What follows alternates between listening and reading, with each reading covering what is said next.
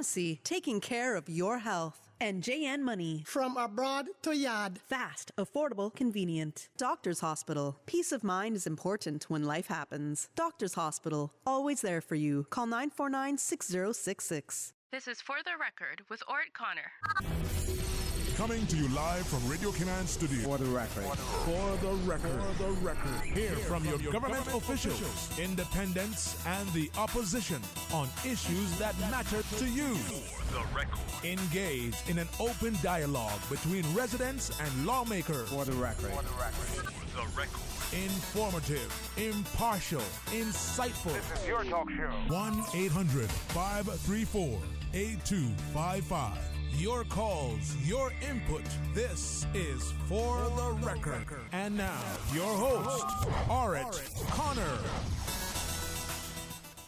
Good morning, good morning, good morning, O land of soft, fresh breezes and verdant trees so fair.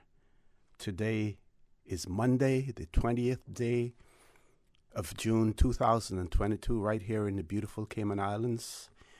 We hope and we trust that everyone had a restful, peaceful, enjoyable weekend. Those of you who are on the roads of the Cayman Islands this morning, whether you're a pedestrian or a cyclist, or if you're operating any type of motorized vehicle, we urge you to please be extremely cautious. Ensure that you observe the rules of the road. Remember, the life you save may be your own. If you are coming west from the Eastern District, when you get to the Savannah Rubis gas station, well, before that, traffic is likely to be backed up. It was backed up around about 6:40 this morning. There is work being done in the area just past Wendy's. It appears as if a vehicle may have hit a utility pole. I saw the CUC personnel were all there. The wreck was still on the scene as well. No police officers at that point in time. So seems as if repairs were being done in that area. So that was slowing traffic down this morning. Not sure that it is cleared yet. But if you're driving in that area and traffic is slow, please don't let your curiosity get the better of you. Just continue to drive rather than slowing down to see what has taken place there. Of course, if traffic is bumper to bumper, rubbernecking in that area, then you may want, to take a glimpse to see what's happening. And that's how I was able to observe it this morning, because it was bumper to bumper traffic. But if it isn't, please just continue driving. And of course, when you get to the roundabouts, if you're ahead, survey the roundabout before you get to it. This way you can see whether or not traffic is coming from your right side. And of course, if they're in the roundabout, then you have to give way. If you're in the roundabout, use your indicators so that the other cars can know where you're going. So if you're not coming through around that roundabout, then the car that is waiting there can continue if you indicate that you're going in another direction as well. And of course, if you're not the car up front, then you do not want to be surveying that traffic before you get to the roundabout, because you need to first know what the vehicle in front of you is going to do. Because if that vehicle stops and you are looking and you see that it's clear and you continue to accelerate while you're looking, then you know that you're going to end up rear-ending the vehicle in front of you if they have stopped or slowed down. Now we see many new drivers still continue to slow down and sometimes stop at the roundabout to look, even when there is no traffic coming as well. So that you want to try to observe some of those rules, and it'll help to make traffic move much slower as well. But my point this morning was that if you're traveling west, coming from the Eastern Districts, when you get to the Rubis gas station near opposite Countryside Shopping Center, after you cross the Wendy's there was a vehicular accident, and that was what was causing traffic to back up this morning as well. Okay. So those of you who are celebrating a birthday today, we want to wish you a happy birthday, or if you've celebrated one over the past few days, a belated happy birthday to you as well. And we want to wish Mr. Richard Bernard, he's celebrating a birthday today as well. So Richard, happy birthday to you. If you know anyone who's celebrating a birthday this today, or celebrated one over the weekend, or maybe celebrating one tomorrow, since I won't be on the show until Wednesday, you may want to send us the information so we can give them a shout out on the radio. And of course, our birthday shout outs are proudly brought to you by life insurance agents Michael Webster and Randall Lawson from Cayman Insurance Center. And they want to remind you, don't take chances with your family's future. If you have lost loved ones over the past few days or weeks, we want to extend a sincere condolences to you. We hope and we trust that your faith will help to carry you through these extremely challenging times, and that the memories of your loved ones will be a blessing as well. Had the opportunity on the weekend to attend the funeral of Miss Mary Lucinda Miles, also known as Mary Sue, who of course passed away way too early, but she was given a good send-off as well. And again, we want to continue to extend our condolences to her family as well. Those of you who are ill, whether at home or at a medical facility, either in the Cayman Islands or overseas, we wish you a speedy recovery as well. So, folks, I want to thank you for allowing Radio Cayman, and by extension For the Record, into your homes, into your vehicles as you traverse the busy roads of the Cayman Islands, into your places of work, wherever that may be. As you know, For the Record is a show produced by the staff and management of Radio Cayman, and it is geared towards keeping you abreast of issues as they arise and play out on the local, regional, and international scene. I am your host, Art Connor, and you're welcome to join me every Monday, Wednesday, and Friday from 7:30 a.m. until 10 a.m. During that period, our phone lines are open, and right here in the studio in living color, none other than that beautiful radio voice of Miss Susan Watson, waiting to take your calls. You can call us on a toll-free number provided courtesy of Flo. That toll-free number, 1-800-534-8255. You can also call us on 949-8037 and 949-6990. Email us at fortherecord, one word, fortherecord at candw.ky.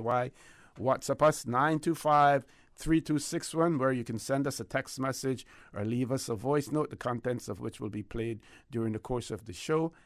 And of course, you can follow us on YouTube simply by subscribing to Radio Cayman live stream. We have a caller, but before we go to that caller, I'd like to share with you, even though I believe that was on the news this morning as well, brought to you by Ms. Carsley Fuller. And Public Health has released COVID-19 figures for the 16th of June. That would have been 4 days ago. Positive cases reported to the Public Health during that period were as follows. On Wednesday the 15th, 56 cases. On Thursday the 16th, 55 cases.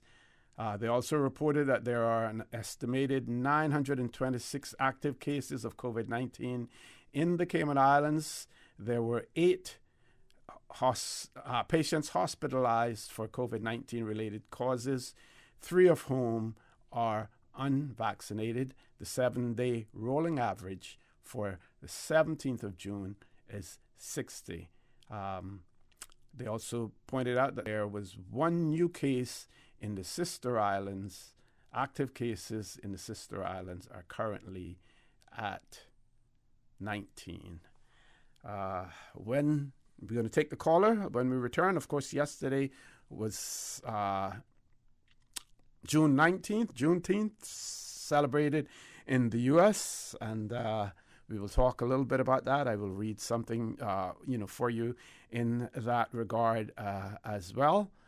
Let's grab the caller. Caller, good morning. Welcome to For the Record. Good morning, Mr. Connell. How are you? Good morning. I am fine. How are you? I'm good. I always call in if something bothers me. And I did call in a few months ago to talk about the Smackfield Lane and the fact that for how many years it sat there unpaved and how, it had got so deteriorated it was embarrassing to drive through. Mm-hmm. But let me tell you, what a beautiful road you have in Smackfield Lane in Georgetown that connects Mary Street. Yeah, I think they paved it last weekend. Yeah. And I tell you, I'm happy.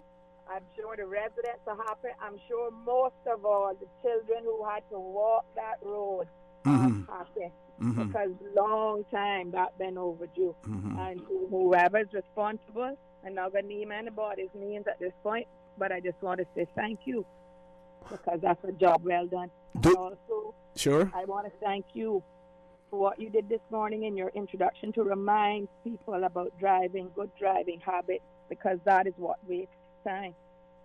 And so thank you for doing that, because it really does hinder the stopping and the watching and the lack of indicating. Mm-hmm. And it does hinder us getting on time to where we need to go. But so thank you for that. Okay, before you go, two questions, because I haven't been down Smackfield Lane since it was paved. I know that efforts were being made to try to widen the road, but we know how close most of those residences are to the road to begin with, and some residents found it extremely difficult to agree to give up any of their frontal space to widen the road because it would bring it so close to their residence. So first question is, were they able to widen it? And the other question is, do you believe when you speak about children walking in that area, have they put the speed bumps there, and do you think that they should have speed bumps in that area as well? I know it's just a short area to connect Mary Street with School Road, but sometimes vehicles have a tendency to speed in that area as well. So those two questions, if you could answer them for me, please.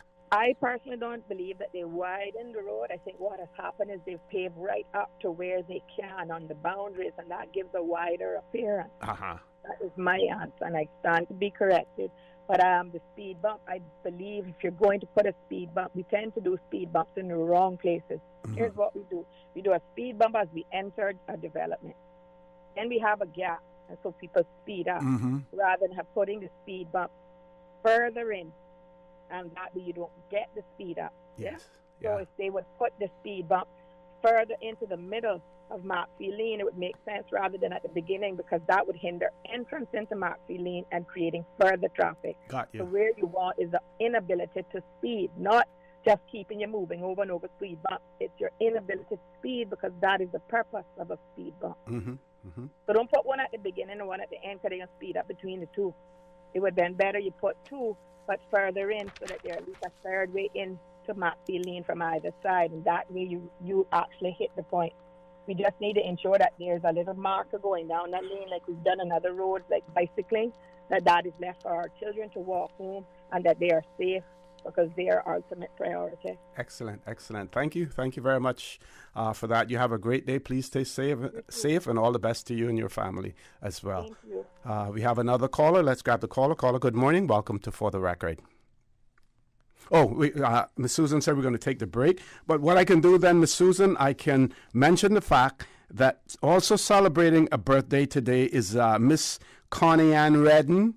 Connie Ann Redden celebrating a birthday today, so we want to wish her a happy birthday and happy birthday greetings coming from her family as well. Folks, please stay tuned. For the Record, we'll be back shortly.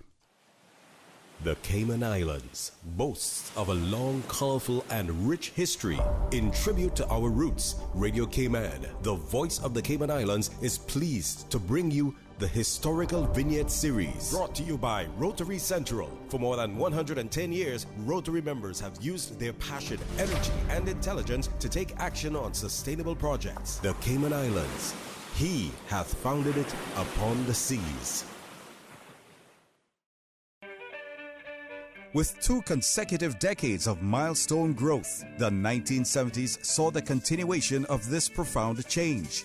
In 1970, the population of the Cayman Islands was 10,249, with only 403 visitors. The International College of the Cayman Islands was also founded. 1971 saw the cadastral survey began, ensuring that all land was registered. In 1972, the new constitution was introduced, under which Cayman is governed by a legislative assembly, executive council, and a governor. The Cayman currency was introduced. The Humane Society began operations, and the Lions Club of Grand Cayman was chartered. In 1973, Cayman's first radio station opened at ICCI. ICCI FM served as a training workshop for broadcasting students at the International College of the Cayman Islands. In 1975, the National Council of Social Service, later renamed the National Council of Voluntary Organizations, was founded, along with the Kiwanis Club of Grand Cayman being chartered. In 1976, Radio Cayman began broadcasting, and the first Pirates Week Festival was held. 1979 saw Cayman Water Company Limited begin producing desalinated water at its Governor's Harbor plant.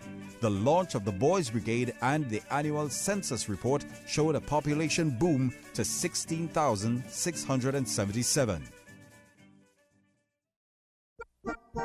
Karl Landsteiner was honored with the Nobel Peace Prize for developing the ABO system of human blood grouping in 1930. World Blood Donor Day is June 14th, saluting Karl's birthday.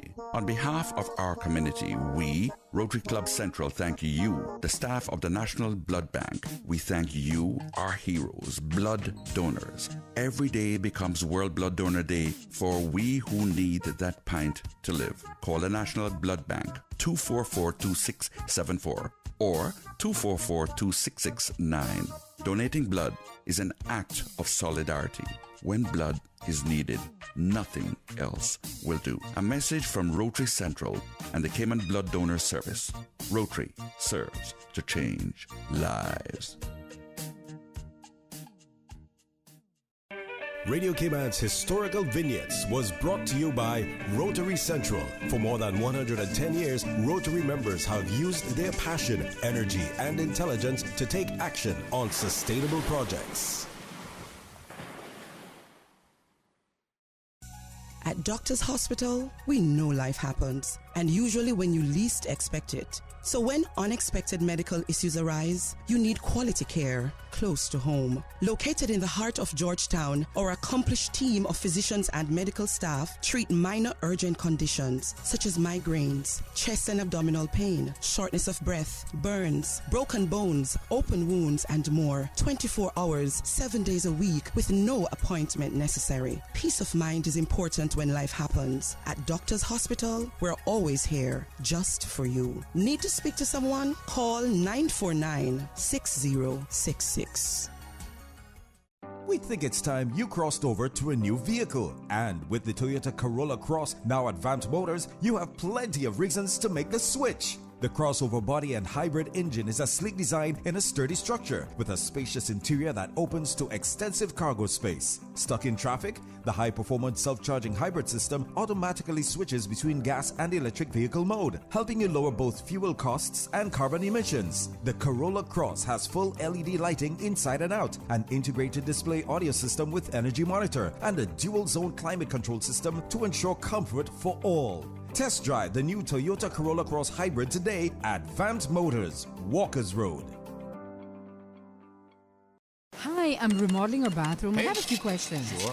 What are some ideas to make my bathroom feel larger? How do I know if I'm picking the right vanity? How do I choose a new toilet or a new countertop? Also, the lighting is terrible. Can I put a window or a skylight? And do I really need an exhaust fan? You've come to the right place. At Brand Source, we custom design kitchen and baths, and our talented design team can help answer your questions. Whether you're looking for a modern, functional family bathroom or a luxurious personal retreat, we'll help create that beautiful space that makes your home yours. And if you're in a rush for a new look and and have a limited budget, our ready-to-install bathroom vanities built with solid wood and countertops of the finest materials are a quick and easy remodeling solution. For the very best in custom-designed kitchens and baths, visit Brand Source Home Gallery on Dorsey Drive, Industrial Park, Cayman's Kitchen and Bath Center. Hi, I'm life insurance agent Michael Webster. And I am Randy Lawson from Cayman Insurance Center. Proud sponsors of the birthday shoutouts on For the Record. Whether you're another year older or just a year wiser, making sure your family is protected is a pretty wise choice. I'm Michael Webster at 925-5433. And I am Randy Lawson at 322-2145. Give us a call today to find out how you can better secure your family's future. Cayman Insurance Center, protecting you and your family so you can take back your future. JN Money, money touchdown. Send the money now. Reach wow. You say you need some money. JN Money, I can send it in a hurry. Get through quick when you come collect your cash or use your money card and swipe it in a flash. Send funds to any bank, yeah. Pay your bills quick, yeah. Low fees, you know what it, yeah. JN Money, we are pick, yeah. Send and receive funds at any JN Money location. It's fast, affordable, and convenient. Money touchdown with JN Money. Send funds to any bank, yeah. Pay your bills quick, yeah. Low fees, you know what it, yeah. JN Money, we are pick, yeah. Call 345-945-2014 for details. Available at JN Money locations across the Cayman Islands. System 1 loaded. 1-800-534-8255. What is on your mind when it comes to the government, independence, and the opposition? Issues that matter to you. 1-800-534-8255. Waiting to hear from you. For the Record. This is For the Record with Ort Connor. Good morning. Welcome back to For the Record. I want to thank that caller for being so patient. We had to go to a commercial break, so we will take your call now. Caller, good morning. Welcome to For the Record. Good morning, Mr. Connor. Good morning. Good morning. How are you, my friend? I'm good, thanks. And you? I'm good, thanks. All right. Well, I'm calling about the it seems like every time we have a traffic accident, and it's an area where you can divert the traffic, it don't happen. Up to this morning, coming to work, going into Crew Road. When you get down by Palmdale, they got the place locked. Had to turn around and go through the bypass. They need to have one diverting the traffic there. Right at the roundabout, they should have been diverting it, yeah? Right. Mm-hmm. And by Mr. Hussein gas station there too. Mm-hmm. It happened all the time, and they need to do something about it. It only make traffic worse. So okay, and when you got down to Palmdale, was it a police officer directing traffic, or the road? Their vehicle was just crossed with the road. Uh-huh. They had a yellow tape across the opposite side. So they had to turn around there and go back through Linford Pearson Highway. Mm-hmm, mm-hmm. Yeah, that's crazy. That's unacceptable in terms of, any person. Yeah, any person would know that you would want to alert the traffic earlier rather than having them come all the way down. That is poor traffic management. If that is what occurred, that is poor traffic management, and I don't like to criticize, but then sometimes you have to criticize in order to wake people up and for them to realize that they have to do better. That's what they're being paid for. They're supposed to be the experts. That's right. I see one time too, they had one on Franksong Road there below Cheddar. You get there, they send you back, you go through Queens Highway. That's unacceptable, man. Mm-hmm. It's a long drive. But, have someone by the district asking you where you're going. If you're just going down the quarry, well, it's fine. But if you're going down, say, okay, you need to go to Queens Highway. Don't make you drive way down there and then you got to turn back wrong. And especially now gas is so high. Mm-hmm, mm-hmm, it's just to bring awareness to these that they're not doing what they should be doing and making matters worse. Sure, and people need to know that the public is looking out. They recognize what's happening, with it, and if the public recognizes it, they should as well. Yeah. Right, and do something about it too, just like name. So hopeful that they will hear and do something going forward. Mm-hmm. Yep. Yes. Constructive criticism. We're not trying to destroy them in any way. Just giving them some, constructive. Because so many, and you cannot assume that everyone uses the Linford Pearson Highway. There are people who use the Crew Road because they're going towards the airport area, and rather than having to merge into traffic by Jose's gas station or wherever, they use Crew Road instead. And those are the things that we encourage people to do, that if you're going in a particular direction, then you should use the roads that will take you there rather than using a road that you may think you can move faster on as well. Yeah. Right. Okay. Thank you very much for that feedback as well. Thank you.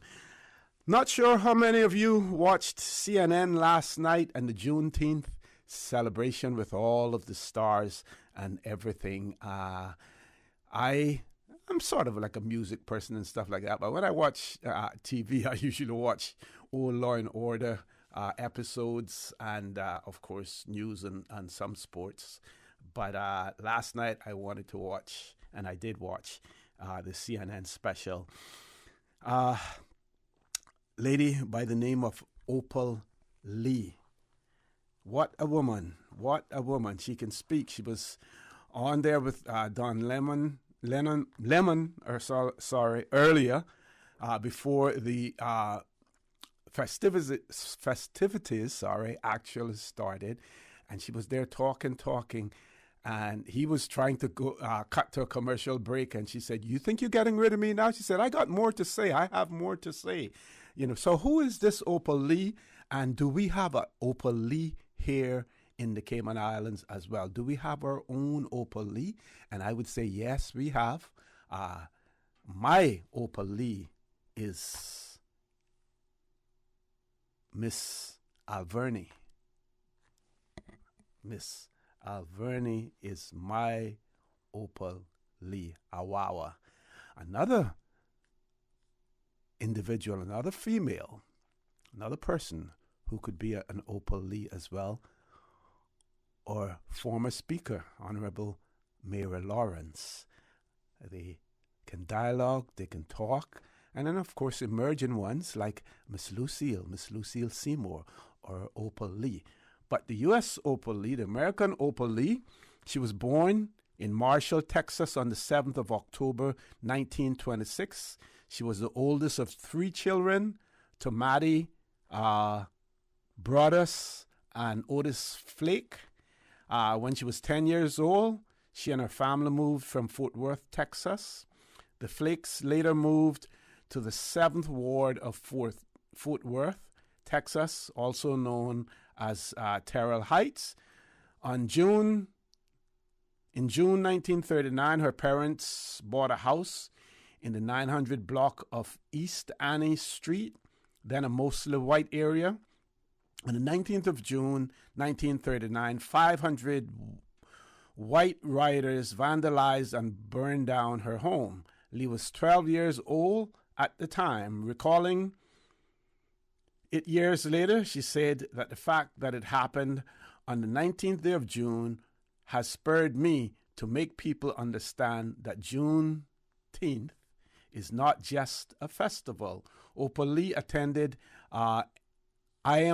Terrell High School, Fort Worth, first black high school. She graduated high school in 1943 at the age of 16. She married, and the couple had 4 children, and they divorced 5 years later. In her professional career in 1952, Lee graduated from Weiler College in Marshall, Texas, receiving her bachelor's degree in elementary education. She later attended North Texas State University, which is now University of North Texas, where she earned her master's degree in counseling and guidance. After receiving her master's degree, Lee returned to Fort Worth, where she was an educator for the Fort Worth Independent School District for 15 years and a home school counselor for 9 years before retiring in 1977. In 1967, she married Dale Lee when she was a teacher at McCoy Elementary School, and he was the principal of Morningside Elementary School. She was also a member of the Fort Worth Tarrant County Community Action Agency Board, Evans Avenue Business Association Board, the Tarrant County, and other boards as well. As far as her activism goes, following her retirement from teaching in 1976, Lee became involved in Fort Worth community causes. Lee helped found the Tarrant County Black Historical and Genealogical Society alongside civil rights activist Leonora Rolla. She helped organize Fort Worth's annual Juneteenth celebration. She helped campaign for Ann Richards, Texas gubernatorial candidate and presidential candidate Barack Obama. During the 1980s, Lee organized a tradition of bringing Fort Worth city leaders on an annual bus tour through economically depressed areas of Fort Worth, pointing out landmarks of importance to Fort Worth's minority communities. Her nonprofit organization, Unity Unlimited Incorporated, has been in operation since 1994 and was officially incorporated in 2000. Lee campaigned for decades to make June a federal holiday. She has promoted the idea by leading 2.5 miles, which is about 4-kilometer walks each year, representing the 2.5 years it took for news of the Emancipation Proclamation to reach Texas. At the age of 89, she conducted a symbolic walk from Fort Worth to Washington, D.C., leaving in September 2016 and arriving in Washington on January 2017. She was hoping to plead the case for a federal holiday directly to President Barack Obama. Lee has not only marched in Texas, but also in Fort Smith and Little Rock, Arkansas, Las Vegas, Nevada, Madison, and Milwaukee, Wisconsin, Atlanta, Georgia, Selma, Alabama, and the Carolinas. She promoted a petition for Juneteenth federal holiday at change.org. The petition was received 1.6 million signatures. She said, "It's going to be a national holiday. I have no doubt about it." And yesterday she told Don Lemon that really what they should be doing is celebrating Juneteenth from the 19th of June until the 4th of July. Folks, top of the hour, the 8 o'clock news. Please stay tuned for the record. We'll be back immediately after the 8 o'clock news. Thank you, Mr. Connor. And studio time by Foster's is 2 minutes past 8. Month. This year, Foster's is taking a legendary spin on dairy. Each week, Foster's Camana Bay will be offering special weekly samplings of yogurt, cheese, and dairy alternative products. We're also offering 5 lucky customers a chance to win a $200 Foster's card when you purchase any 5 dairy products at any Foster's location from now until 30th June 2022. For more information, head to fosters.ky. Get moving with us and celebrate dairy all month long. Foster's, better because we care. The voice of the Cayman Islands. 89.9 FM in Grand Cayman and 93.9 FM in Cayman Brac and Little Cayman. Silver wings shining in the sunlight. Radio Cayman. For today's biggest news. Radio Cayman, the voice of the Cayman Islands.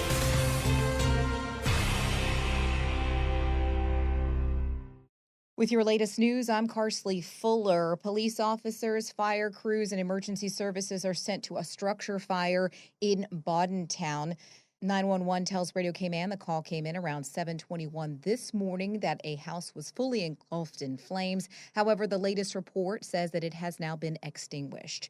This happened on John McLean Drive in Boddentown. No injuries were reported, but an ambulance was sent just in case. Again, reports of a structure fire in Boddentown. Make sure to stay with Radio Cayman as we follow this developing story.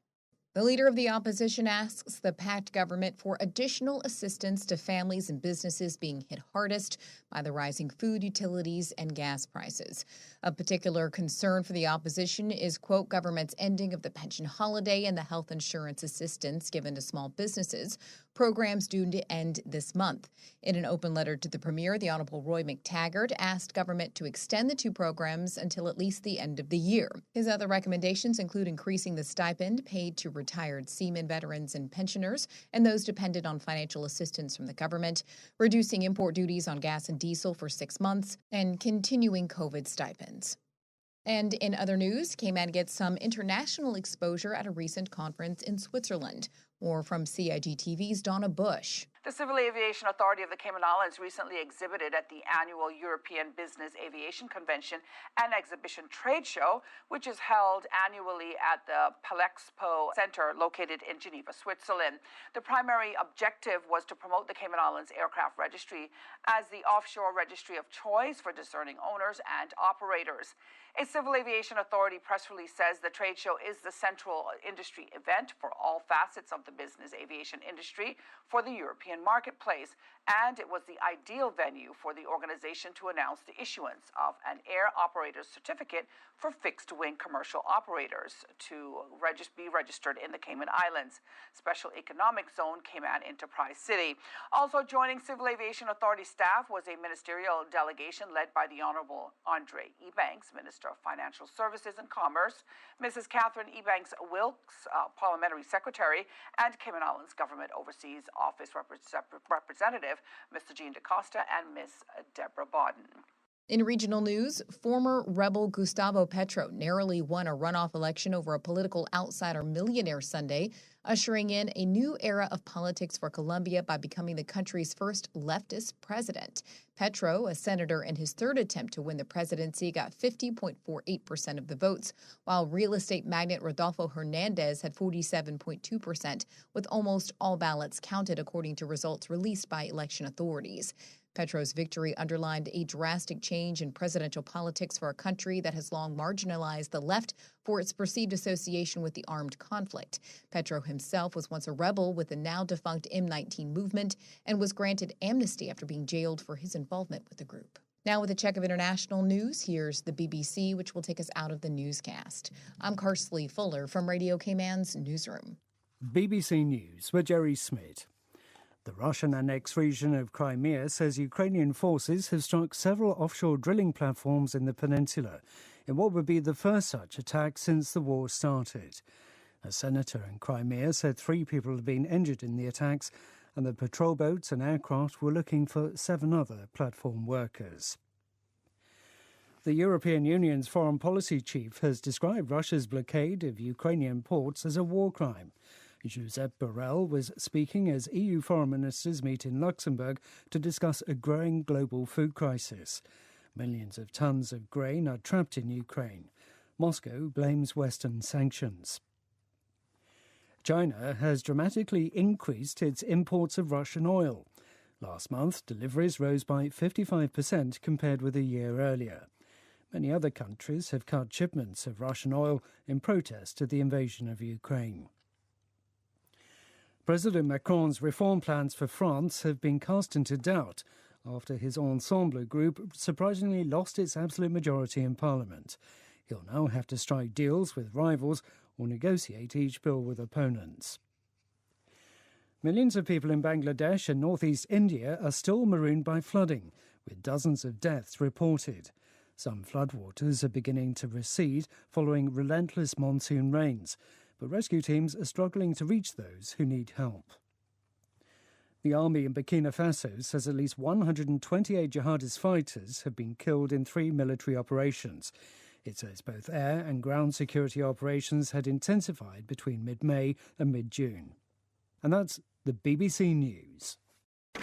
Stay in touch with Radio Cayman for the latest in news and information.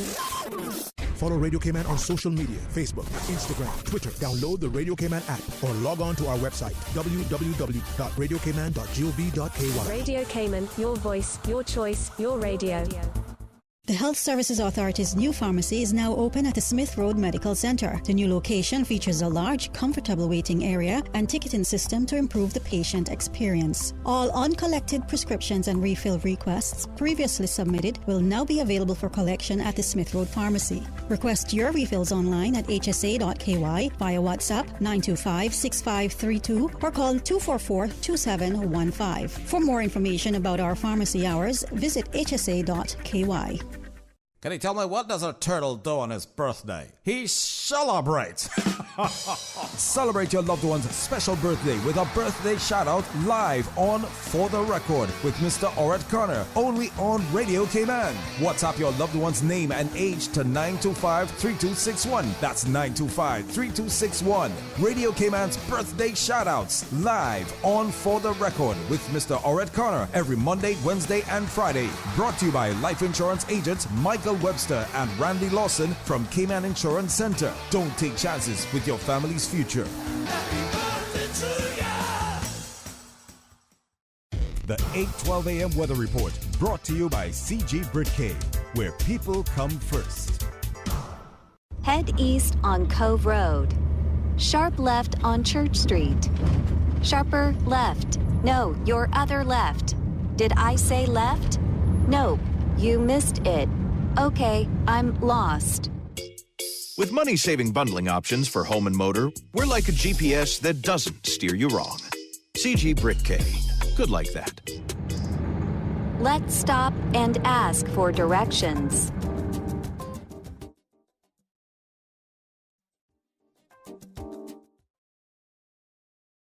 Good morning. Let's take a look at the latest weather report. Current temperature is 82 degrees. Relative humidity is 80%. The barometric pressure is 30.01 inches and rising. The wind is out of the southeast at 6 knots. Overnight low temperature was 79 degrees.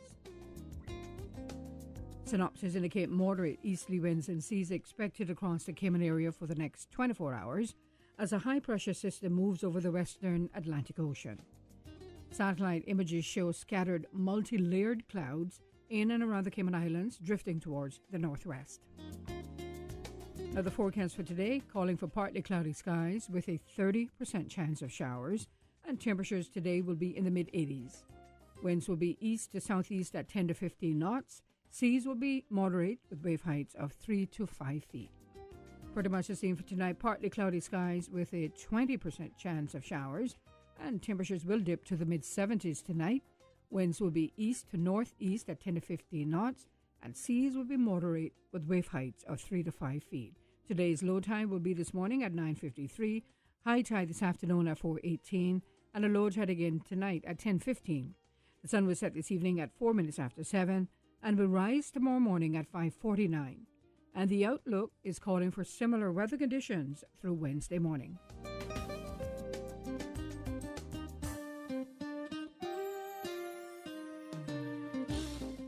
The 8:12 a.m. weather report brought to you by CG Britcay, where people come first.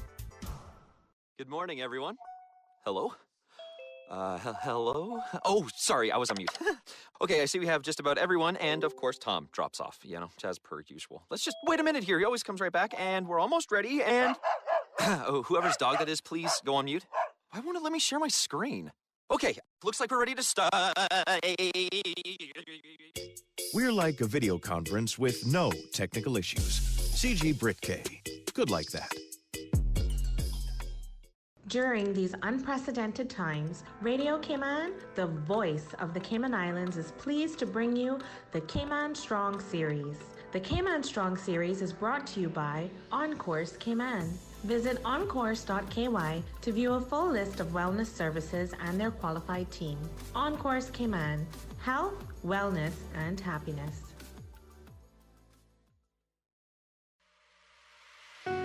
Achieving your goals is a very rewarding feeling, but at times can feel very frustrating, especially if and when we miss our target. As you approach your goals in life, set yourself up for success. When setting your goals, tell a friend. Having an accountability partner is often helpful in achieving your goals. Let your parents and partner know what you are planning or doing. Sharing with others also helps us to develop the ideas and our vision. Writing down your goals can help to solidify them for you and help you to stay accountable. Change your thinking and change your life. These days, feelings of loneliness, anxiety, stress, and depression can be overwhelming. Just know you are not alone. On Course Cayman offers private mental health services for children, teens, adults, and groups.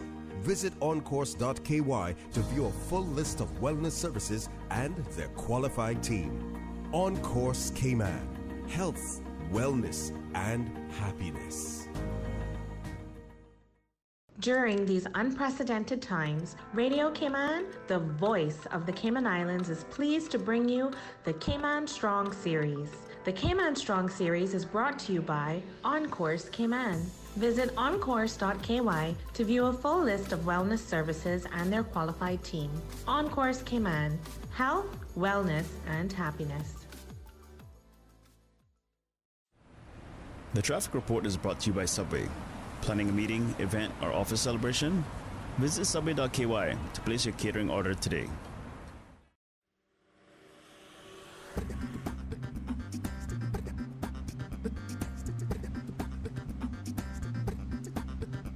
Good morning once again. Let's take a look what's happening on the roads. Drivers coming from the eastern districts can expect delays this morning as you head on down to Georgetown.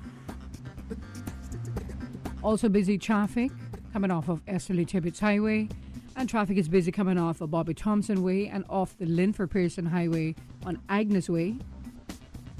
Traffic also busy on the Linford Pearson Highway. And further up on Shamrock Road, traffic is steady but flowing. On the West Bay 4-way stop, you can expect moderate flow of traffic, as well as on Godfrey Dixon Way and Eastern Avenue. As we look to the West Bay Road in front of the Ritz, traffic is moderate in both directions. Edward Street, downtown Georgetown, not looking too bad as traffic flowing nicely. And on Sheridan Road, traffic is moderate in both directions. That's very latest on your traffic. Join us again at about 10 minutes after 12 o'clock. We'll give you another traffic report. And remember, drive safe, Cayman Islands. Subway makes it easy for you to stay on top of your health and wellness goals with our Fresh Fit menu options. Choose from 5 Fresh Fit Subway sandwiches with only 450 calories or less per 6-inch sub. Turkey breast, veggie, oven roasted chicken, black forest ham, sweet onion chicken teriyaki, or make your 6-inch Fresh Fit sub into a salad or wrap prepared with fresh vegetables. For a full menu and nutritional information, visit subway.ky. Subway. Eat fresh. The traffic report is brought to you by Subway. Planning a meeting, event, or office celebration? Visit subway.ky to place your catering order today. Karl Landsteiner was honored with the Nobel Peace Prize for developing the ABO system of human blood grouping in 1930. World Blood Donor Day is June 14th, saluting Karl's birthday. On behalf of our community, we, Rotary Club Central, thank you, the staff of the National Blood Bank. We thank you, our heroes, blood donors. Every day becomes World Blood Donor Day for we who need that pint to live. Call the National Blood Bank 244-2674 or 244-2669. Donating blood is an act of solidarity. When blood is needed, nothing else will do. A message from Rotary Central and the Cayman Blood Donor Service. Rotary serves to change lives. To celebrate Her Majesty the Queen's Platinum Jubilee, you are invited to plant a tree for the Jubilee. We need you, yes you, to leave your green mark on our Cayman Islands. Perhaps a mango tree, a little guinea, or mahogany. Register your tree and leave your green print at www.gov.ky/National Tree Planting or follow them on Facebook and Instagram. Plant a tree for the Jubilee. Locally. Proudly brought to you by the Cayman Islands Government, Ministry for Sustainability and Climate Resiliency. Let's green Cayman! For the record, with Ort Connor. Initiating system. For information that matter. For the record, with Orit Connor. Continues right now on Radio Cayman. Good morning and welcome back to For the Record. We have no guests in the studio yet. We should have guests in at 9 o'clock where we will be talking about the blocking of right-of-ways. So we will be talking about that. The Public Lands Commission Inspectorate will speak about the blocking of registered right-of-ways. So we look forward to that, and we know that we have individuals and organizations who have been fighting that battle for years, and we all have a vested interest in that, as well, because we have seen where some of our, wouldn't call them, well, to a certain extent, ancestral rights that we had been taken away from us by persons who either don't give a damn, don't care, or don't understand, or maybe both, don't understand and don't care, either, because they're thinking about their own selfish interest. So we will have the inspectorate from the Public Lands Commission on at 9 o'clock. We look forward to that as well. Meanwhile, like I said, our phone lines remain open, and we will be accepting calls as well. Many people are talking about the high cost of living in the Cayman Islands. I rarely go to grocery stores, but my family, when they shop, Grace, when she concludes her shopping on Saturdays, and I can listen to it, and I can expect it every time. Wow, the prices are so high. This one has gone up by this amount. Honey, for instance, you could get a package of 2 bottles for about $14 or something like that. It's now more than double, $28 or something like that. So many things. So we see in Bermuda, and I like to compare Bermuda because we are so similar in so many ways. And their premier, David Burt, has said that help is on the way for people grappling with food prices. And I want to share that information with you. We know that our government here in the Cayman Islands has made attempts to address the issue as well. And they have taken some measures in that regard. We also heard on the news, and if I get an opportunity, I can repeat that as well, where the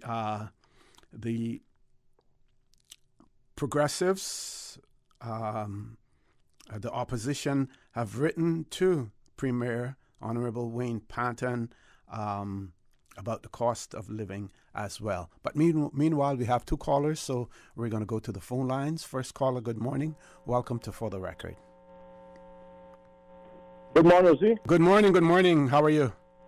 I'm very good. I didn't know it was my turn as yet because, no signal. Oh, okay.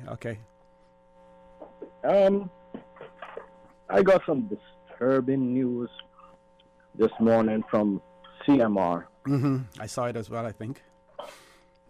The question that I beg to answer or ask, who are we developing for? Because, for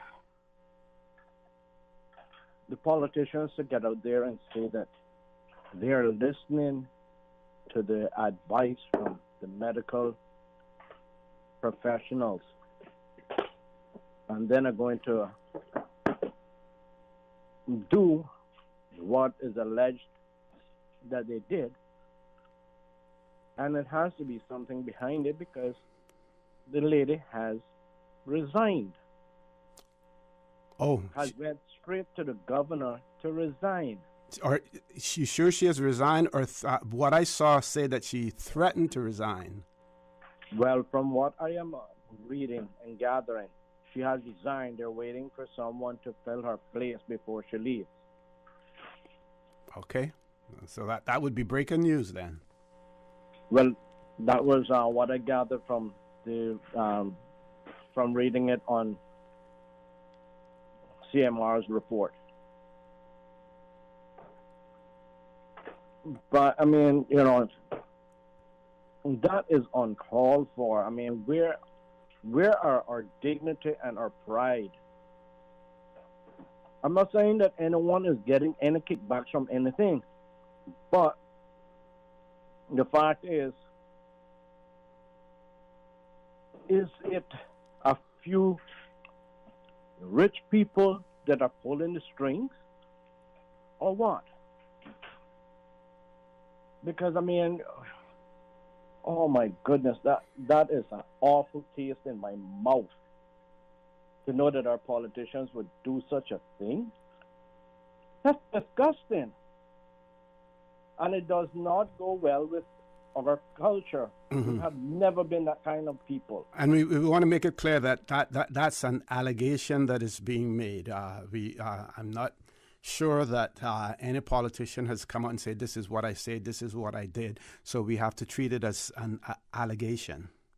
What I said, an allegation.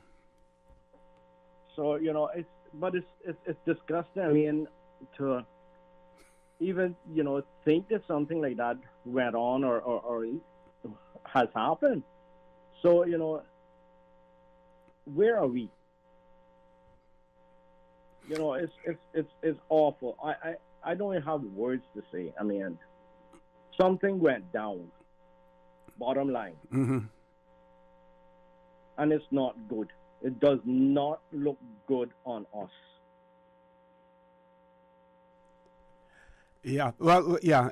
The headline that I saw, and it says from Cayman Marl Road, CMO threatens resignation over disrespectful treatment. So are we talking about the same article? Let's read on almost down to the bottom line, and you'll see where they say they asked her to stay on until they found a replacement. Okay. I didn't read the whole thing. Yes. But the headline is the threat to resign, not that she actually resigned.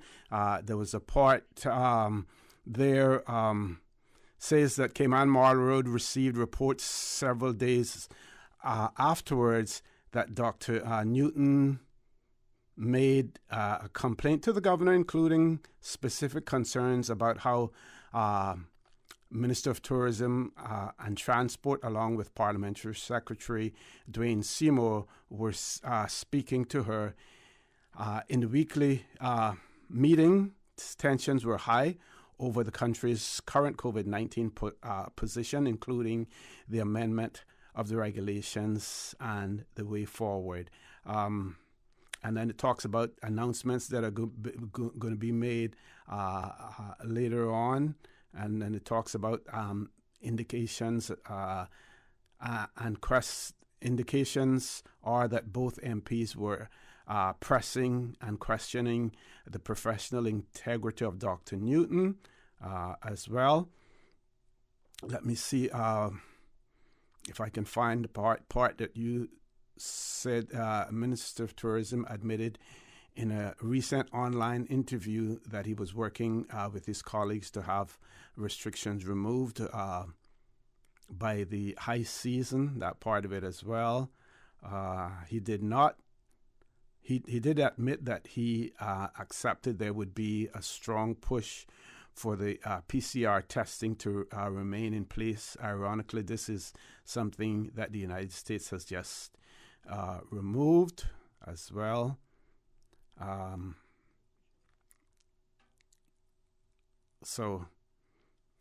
But I will read the whole thing, and I want to thank you very much for that. We're going to go to a commercial break now. When we return, we still have another caller on hold, but we want to thank that caller for mentioning that. I did receive it, but I wasn't really going to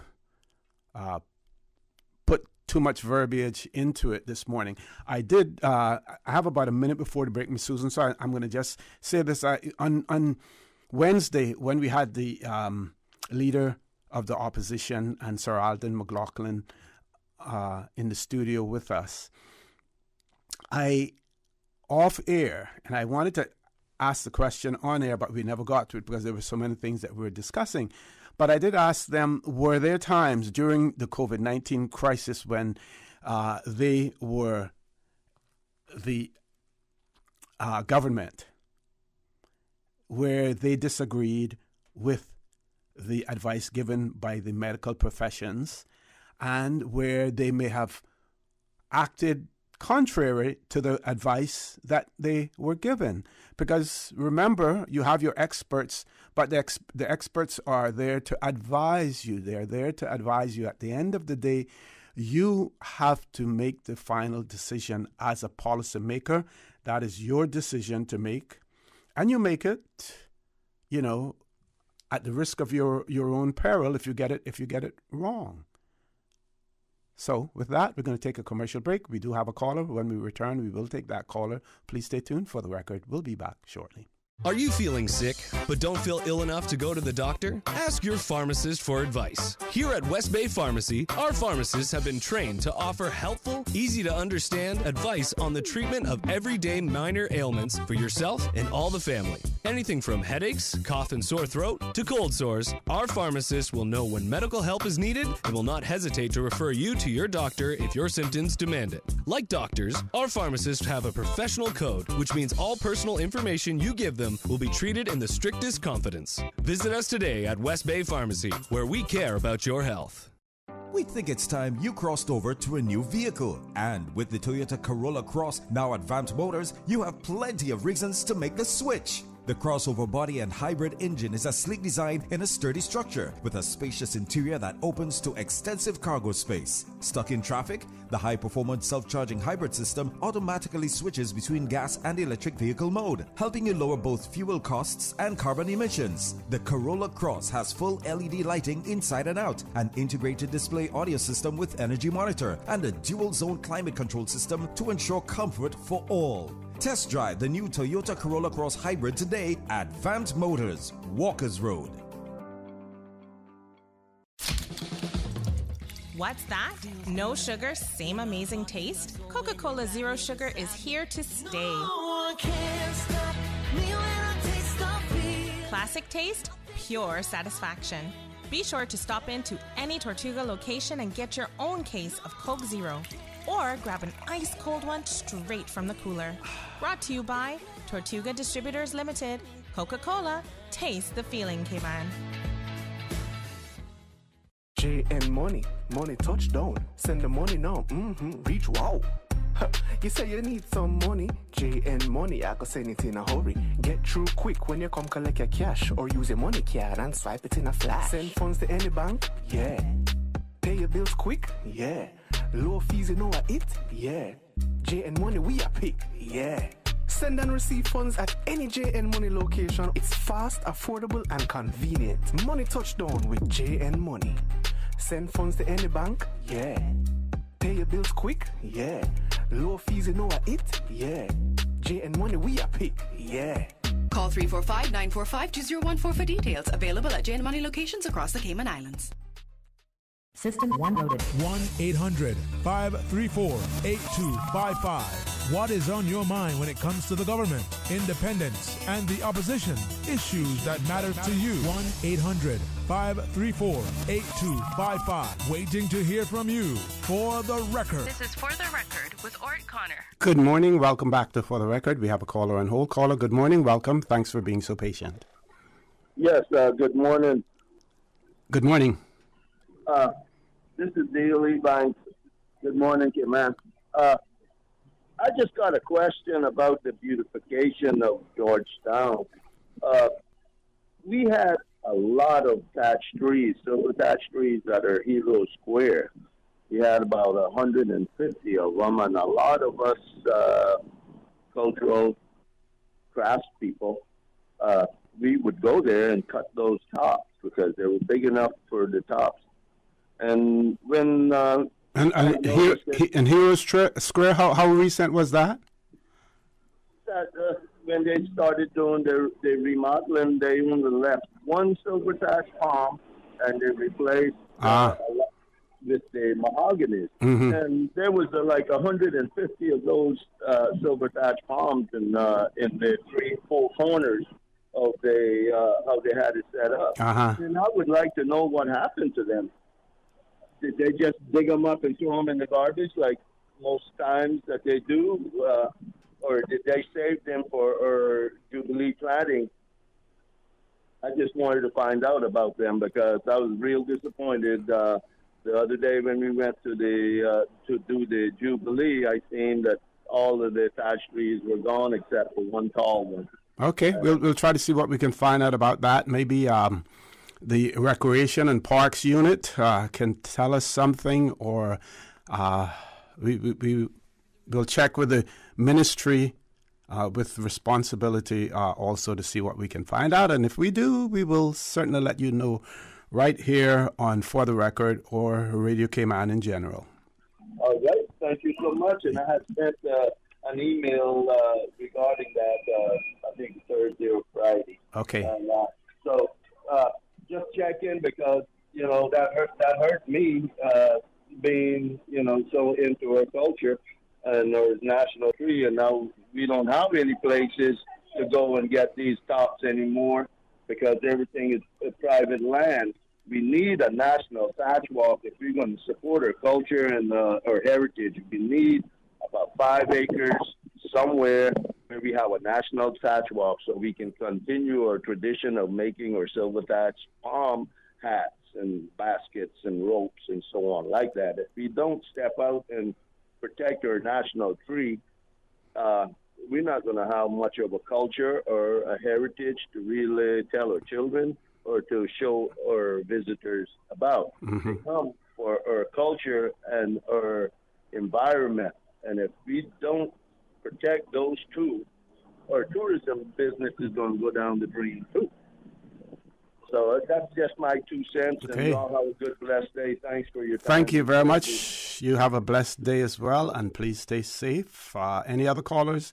We have another caller. Caller, good morning. Welcome to For the Record. Morning, Osing. How you doing, brother? Hey, good morning. I'm fine. How are you doing, my friend? Boy, I read something yesterday morning that made me go, because I didn't get chance to listen. Now, I listened to the Honorable Leader, and I listened to Mr. Alden, Sir Alden, and, talking about the recession and things that, things go down after a while. Okay? Good. And the Caymanian people go suffer. No. The gentleman was premier for 8 years. And under his premiership, we got the medical marijuana. Well, Mr. Warren done that. That was done by an unelected member because he done all the groundwork. He begged, he pleaded. He done it. All they had to do say, yeah, principle. No. Here is another industry, the marijuana industry. They could hire farmers, green farmers. You got agronomists because you need, but I don't see I'm feeling no agronomists. So we not go, agriculture is in the back burner. Now, from the farm, you got the people that can trim it, process it. Then it goes to the laboratory. So you got lab technicians. There's the school laborers, jobs. Then on to the pharmacists. Then on to the doctors. Okay? Now, this is a green industry. One of the fastest growing industries in the world. Now, 9 years has gone. 9 years. Our premier, at least, he brought it up and said that we got to start doing something about it. Okay, I spoke to him when he was up here for the Jubilee, and I said, please, you mean somebody can say something? But no, our premier for 8 years gone, his private motion was to play music on Sunday. So He not worrying about the church people no more. He worrying about the bar people. You know, that love been there from 6 days. The only thing that it come to light now, because this government, after hearing so much complaints, say, look at the law is there, enforce it. So it ain't anything new. It's nothing new, right? Mm-hmm. But I noticed this with every civil servant, every politician, when they went to leave, the thing that they should have done when they were there, then they better not call it okay, then I worry about no more votes, like say. Obviously, he not worrying about no more votes no more. If you can go to the church, people that supported you all in your career, and the thing that you can help the people of Cayman with, 58 Baronas, that's what I think he said, but to play music. But the thousands of young Caymanians, they have a... And we need to clarify that is background music, only background music, background music. Yeah, but listen, see, you know the reason that they enforced it? Because they were having disco, maringatone, they were playing disco and all that dancing. But that's not background. That's not background music. But the law was being broken for so long. Mm-hmm, got you. Look, the only problem with the Cayman Islands is enforcement, you know. Mm-hmm. Because many we have times. the laws. Yeah, many times. If our laws was being enforced, we would have the best community on God's green earth. Because we got the laws. Mm-hmm. But we don't have the will to enforce it. Now, you tell me something now. You know that there's a recession coming, right? Which one would be more benefit to the Cayman Islands? Free up the people, decriminalize it, medical marijuana. The recreation will come after England and deal with that. We know that. I know that. We went through that. But I think that, like I said, the young Caymanian that can't get a job for just one little police record, they can't go to college for the simplest thing. Listen, this thing was, we came and found it here, you know, and the Bible said that the book that they like to put off that anything that has seeds is for the use of man. Right? I didn't read the Bible, I read it. But you mean to tell me that I just want a little to see the day that somebody get in our house that say, I'm a guy, just walk out and we got to change this thing. And Lord know I try to get there. But boy, I don't know what we said out. Now, I asked Premier, don't want to talk about weed, but music on Sunday? I mean, that's a simple thing. That could have been done in tender. It could have been done years ago. But the owner of it comes to light now because it is being enforced. That's all it is. And how, you have a nice day. I know I'm talking to deaf ears. No. Yeah, well, no, there are people out there who are hearing you. The hurdle that you have to overcome at this point in time is that you have to try to get more numbers on your side because there are more persons, I believe, in the Cayman Islands who are opposed to any legalization at this point in time as opposed to those who may be in favor of it. No, OC, come and tell you something. The thing in it is that they don't want to talk about it, afraid to talk about it. You have the gambling. At least he had the nerve to say something about that. Mm-hmm. OC, come and tell you something. The only thing that gets me in trouble is alcohol. Alcohol gets me very aggressive. Right? That's the problem I got. Because when I smoke my weed, you can say anything to me. I'm not paying no man, I'm going to laugh at you. But that's why the ganja man is passive. You see, if ganja were making you aggressive, they would have done something about it a long time ago, you know. Tell me something.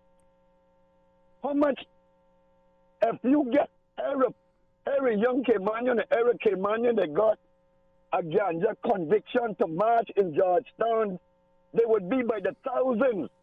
By the thousands. But they're not doing it. They're in the corner row and they listen and looking out for police. But look at the gay community. They stood up against discrimination and they walked down the streets of Georgetown. Yes, and I support. Listen, that's not my lifestyle. I have friends there. But at least they had the gall to stand and say, I don't care if you like me, but this is me. and I can live my life. 'Cause it's my life. It's not yours. So why aren't those other than you? Why aren't those other persons who are advocating for, or who you feel that are advocating for the legalization of ganja? Why aren't they doing the same thing that other special interest groups do? Why aren't they out there? I mean, we hear your voice all the time, but we don't hear many more. But look here. You afraid to lose your job, you know. People afraid to lose. Look here. If you just say what's wrong, okay, then let's take you or see you don't smoke weed. No. But you do the thing and say what's wrong. Would you like your son or your daughter or them to sit down, okay, guy and march for God? Then you can say, okay, stop your business. Don't go there. No, if they have a belief in that and they go out there and they do it in a legal, orderly fashion, I have no problem with persons expressing their views. I'm not a gay person either, but I respect the LGBT community and the rights that they have. Yeah, but I understand what you're saying. We haven't reached that stage in the Cayman Islands yet where you can actually get out there and express your views and believe that someone may not use that in some way against you. I get what you're saying. I want to ask you to leave us there, though, because we have to go to a commercial break. But thank you very much for that. And I want to say to you, I continue to give you time to talk about it because you have a constitutional right to do that. And you're the voice out there, and maybe later on there will be more voices again. And I want to thank you for your advocacy for what you believe in as well. Thank you very much for that, caller. We're going to take a commercial break. When we return, we still have another caller on hold. Folks, please stay tuned for the record. We'll be back shortly. What's that? No sugar, same amazing taste? Coca-Cola Zero Sugar is here to stay. Classic taste, pure satisfaction. Be sure to stop into any Tortuga location and get your own case of Coke Zero. Or grab an ice-cold one straight from the cooler. Brought to you by Tortuga Distributors Limited. Coca-Cola, taste the feeling, Cayman. At Doctor's Hospital, we know life happens, and usually when you least expect it. So when unexpected medical issues arise, you need quality care close to home. Located in the heart of Georgetown, our accomplished team of physicians and medical staff treat minor urgent conditions such as migraines, chest and abdominal pain, shortness of breath, burns, broken bones, open wounds, and more. 24 hours, 7 days a week with no appointment necessary. Peace of mind is important when life happens. At Doctor's Hospital, we're always here just for you. Need to speak to someone? Call 949-6066. Tune in every Monday through Friday at 12 p.m. for Radio Cayman's Midday Newscast. Radio Cayman, the People's Station, your trusted official source for the latest news. The 12 p.m. news is proudly brought to you by Health City Cayman Islands. World-class healthcare within your reach. As the community continues to take precautions from COVID-19, it is important to stay prepared for other disasters now that we're in the hurricane season. Here are some post-hurricane safety tips from the Department of Environmental Health. Did you know that you must discard fresh fruits and vegetables, meats, foods in canisters, dented, leaking, or rusting cans after they have come in contact with floodwater? For full guidance on post-hurricane safety tips, visit www.deh.gov.ky. For the record, with Ort Connor. Initiating system. For information that matter. For the record, with Ort Connor. Continues right now on Radio Cayman. Good morning. Welcome back to For the Record. We have a caller just before we go to the caller, even though we have passed the birthday shout-out portion of the show this morning. But until persons get accustomed to that, we will accommodate any shout-outs that may come after 7:45 in the morning. So birthday wishes going out to Mr. John Collins, MBE, who's will be 88 on the 21st of June and doing great. And that's coming from your son, Sean. Mr. John Collins, MBE, 88 years old, tomorrow the 21st, and we want to wish him a happy birthday, and that's coming from your son, Sean. I hope I'm pronouncing it right, S-E-A-N, Sean. Yes, yeah, that's correct. Let's go to the phone lines. Caller, good morning. Welcome to For the Record. Hey, good morning, O.C. Good morning. How are you?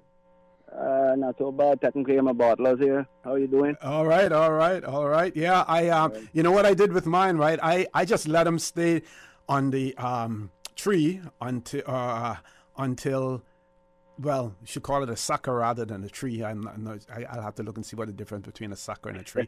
But I let them stay on there until they started to ripe, and then I knew that they were fit. Now, for some people that may be overfit, but that's how I did it yesterday. I also bought some eggplants from the agriculture department, and that was the first time that I ever tried eggplant, and I had to Google to see when they were best to be harvested, because I think the first two that came off, I left them too long, so they got a little bit hard, so we got to figure out a way of how to use them as well. But so any farming tips you can give me, I'm ready to hear.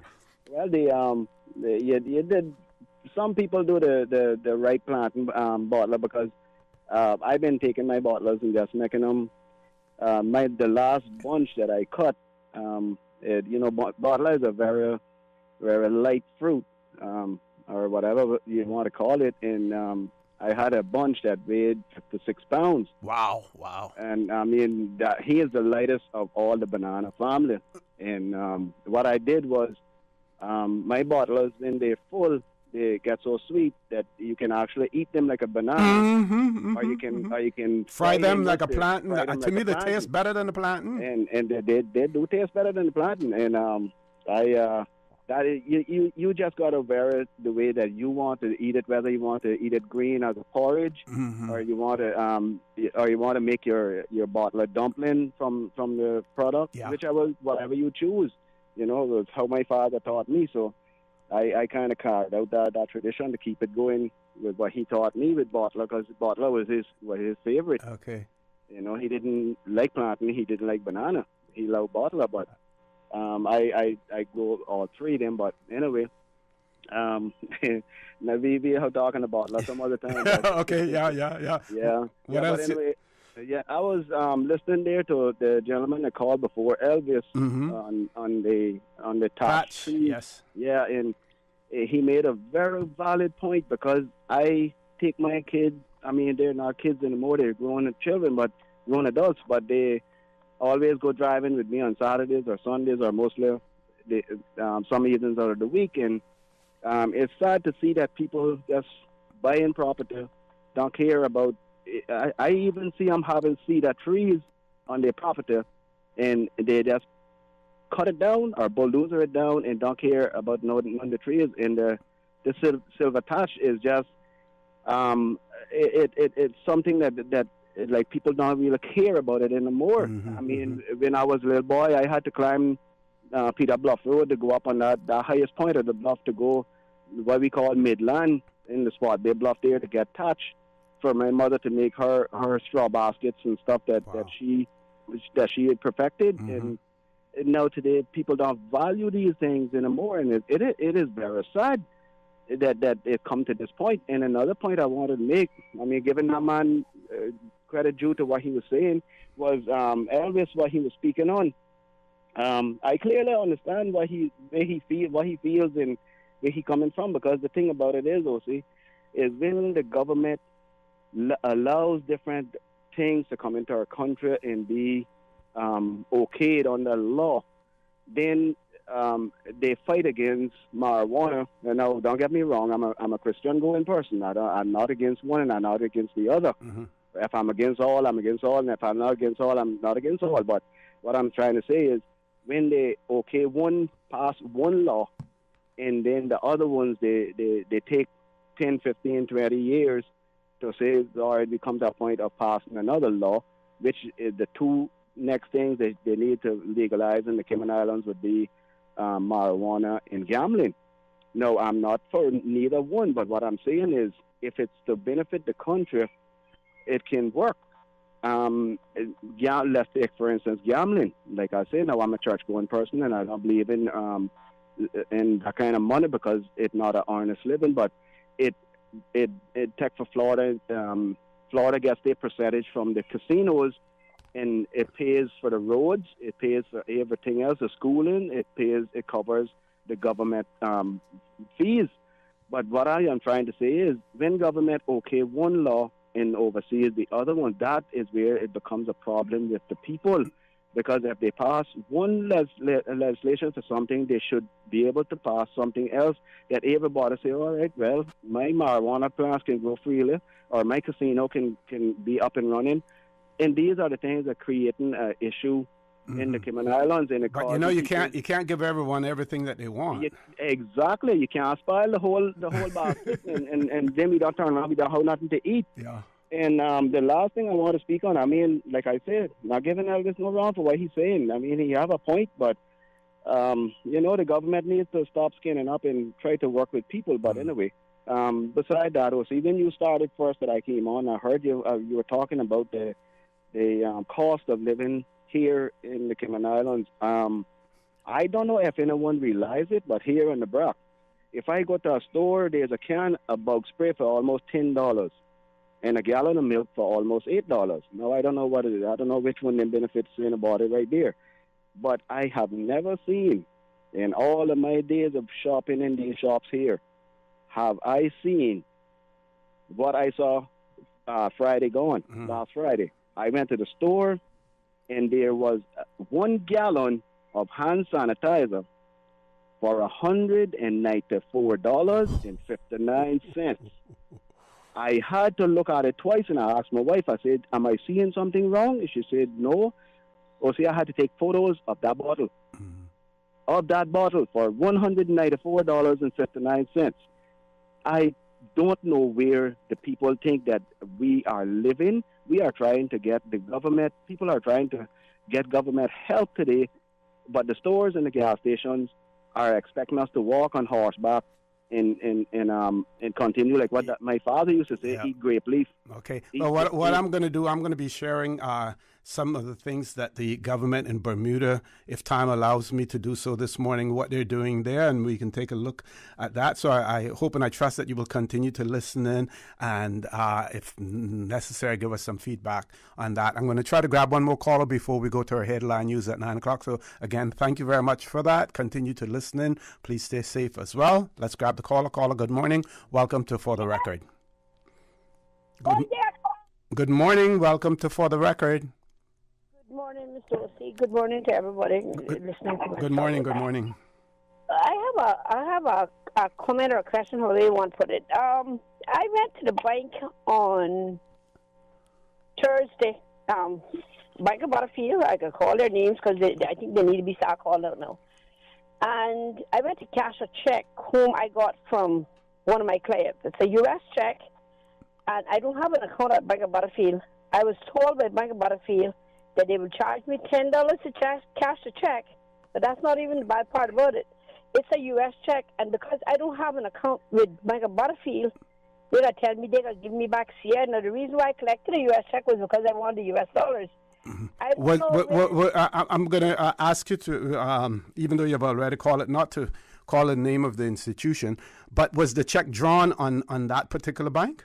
Sir, drawn on that particular bank. Okay. Yes, sir. Got it you. was one there, and they said, I said to them, I said, I don't mind paying the $10 as I told the client.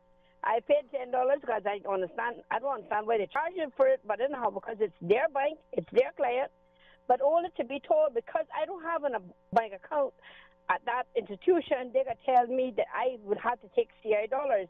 Yeah, no, that is unusual. I've never heard that before. Unless you requested it in CI dollars, they should give it to you in the denomination that your check is drawn on. Well, I was told by them that the reason why that they only give US back to their client. If you're a customer of their bank, then they give you back US. And I said to them, well, what is the purpose of you making your customer use a US check? Mm-hmm. Why use a US check account? They said that's their policy now. I think that CIMA needs to look into these situations because this is not the first time that I've heard people say that. and I witnessed it for myself. And I told him, no, I'm not leaving the U.S. check with him to take CIA because I wanted U.S. Exactly. Yeah. Stand your ground. Stand your ground. I would go back to their customer and let him go and cash that check. I told him, I'll take it back to them because they claim that they don't have nobody to debit. I said, you debiting your customer that is paying your fees, not me. Yeah. Now, I could understand even if they had used the argument that they only do it for their customers that have U.S. accounts, but I don't see the rationale between you not having a U.S. account and any of their other customers not having a U.S. account as well. They said unless she's a customer of their bank. Yeah, I got you. Got that. That's not right. So I think somebody from CIA might need to look into these situations. Certainly. I don't know how many other banks are doing it, but I know for sure that one in particular is doing it. Okay. Check with all of them. I think somebody needs to look into it. Thank you. We'll inquire into that as well. Thank you very much. Folks, top of the hour, 8 o'clock, headline news. Sorry, please stay tuned for the record. We'll be back shortly.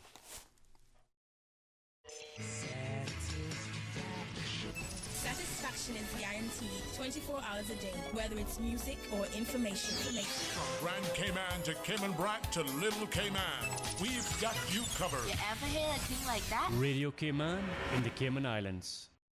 Today's biggest news. Radio Cayman, your voice, your choice. Local, regional, international. This is Headlines from Radio Cayman's newsroom. Today's biggest news.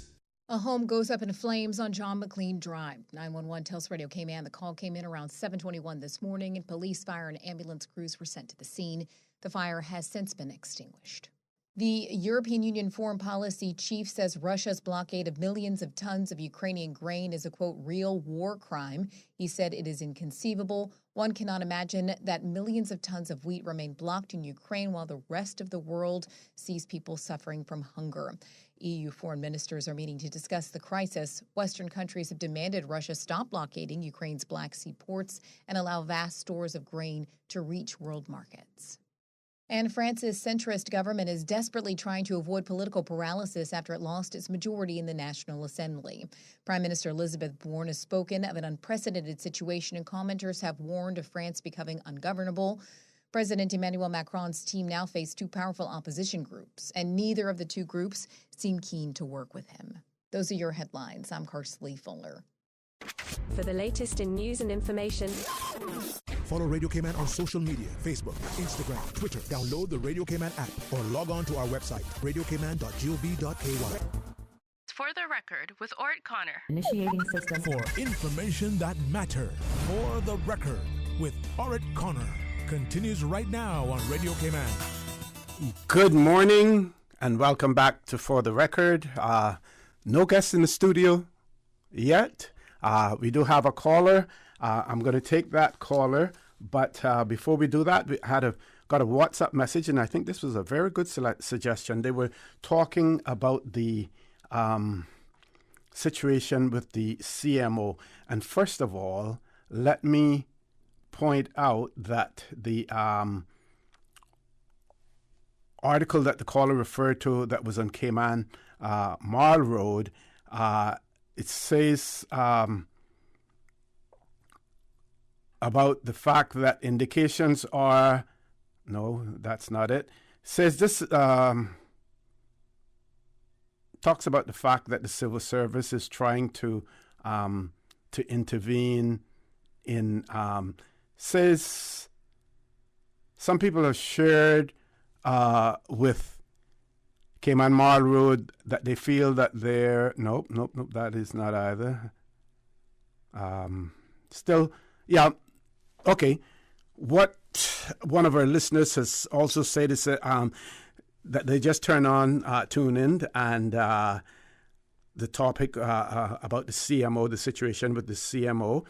And their suggestion is, they say, why not have a board of doctors, including doctors like Dr. T, so that the pressure and responsibility is not put solely on one person to advise the government. I think that is a good idea. I think that there is some advisory board there as well, but we'll try to determine that. Let's grab the caller. Caller, good morning. Welcome to For the Record. Yes, good morning. Hey, good morning. Good morning, my friend. How are you? Boy, just came out of the medical, the doctors, the hospital up here. Okay, trust all is well. Well, so far, we're getting there. And first of all, I would like to thank all the the doctors and the nurses that took care of me. I was over there overnight, and so far, so good. That's good to hear. Good to hear. I really appreciate what they've done for me. And they explain everything to me, and I must take it easy for quite a while now, and not to get bothered with lifting a lot of weights and stuff like that. So, we'll see. On another note, who is in charge? Which ministry is that is in charge of the environmental? DEH. I believe that's the. I believe that's the Premier's ministry, but I'll have to look on the organizational chart to get that for you. I'll try to find that out before the show's over. Yeah, but see, I have sort of a bone to pick with them because, see, we try to do our best. We try to maintain the bakery in the best way, in the cleanest way that possible. And, the agent or whoever, the worker, whoever it is that is inspecting these places. Now, the government, the police station has been there now, sitting there now over a year, I think. And they have all of those cars inside of there. And furthermore, they have some garbage right in front of the little building where they used to park and wherever they collect stolen goods from. The door is it looked like some ghetto area. You understand?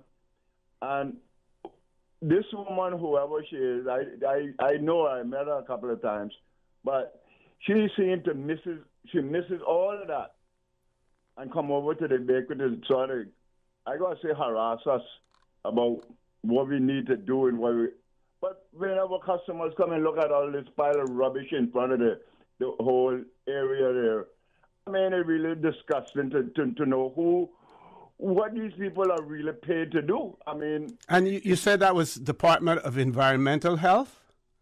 Yeah. Okay, yeah. I just wanted to make sure that it was environmental health. I believe that's the falls under the Ministry of Health and Wellness, and also who has also responsibility for home affairs now as well. But I'll double check that. Well, how the police out of all the departments, the police, they leave abandon a place and all kind of rubbish, cars and stuff, just harboring rats and what have you there. And whoever did the cleaning up on the inside, they just push the whole baggage right there. Now the rainfall, and I mean,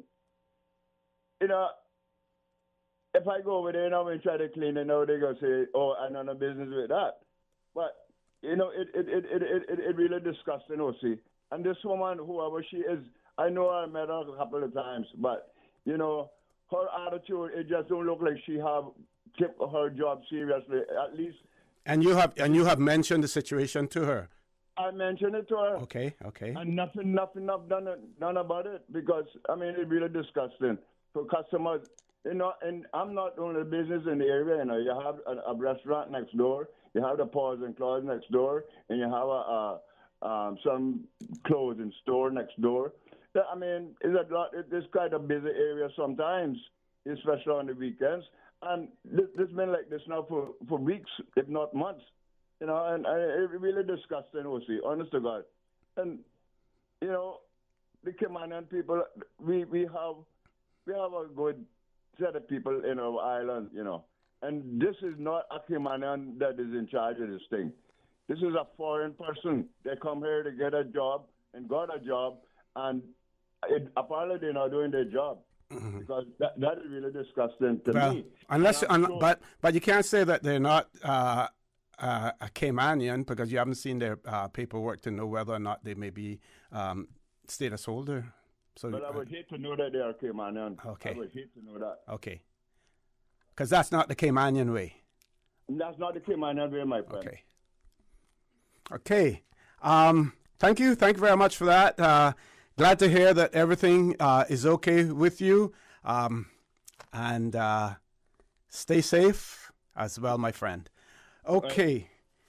Going back to the article. So I found it. It says in relation to the CMO's resignation, the article says that the fallout has meant that the doctor has indicated her desire to leave, and the civil service is attempting to smooth over the situation until her replacement can be found.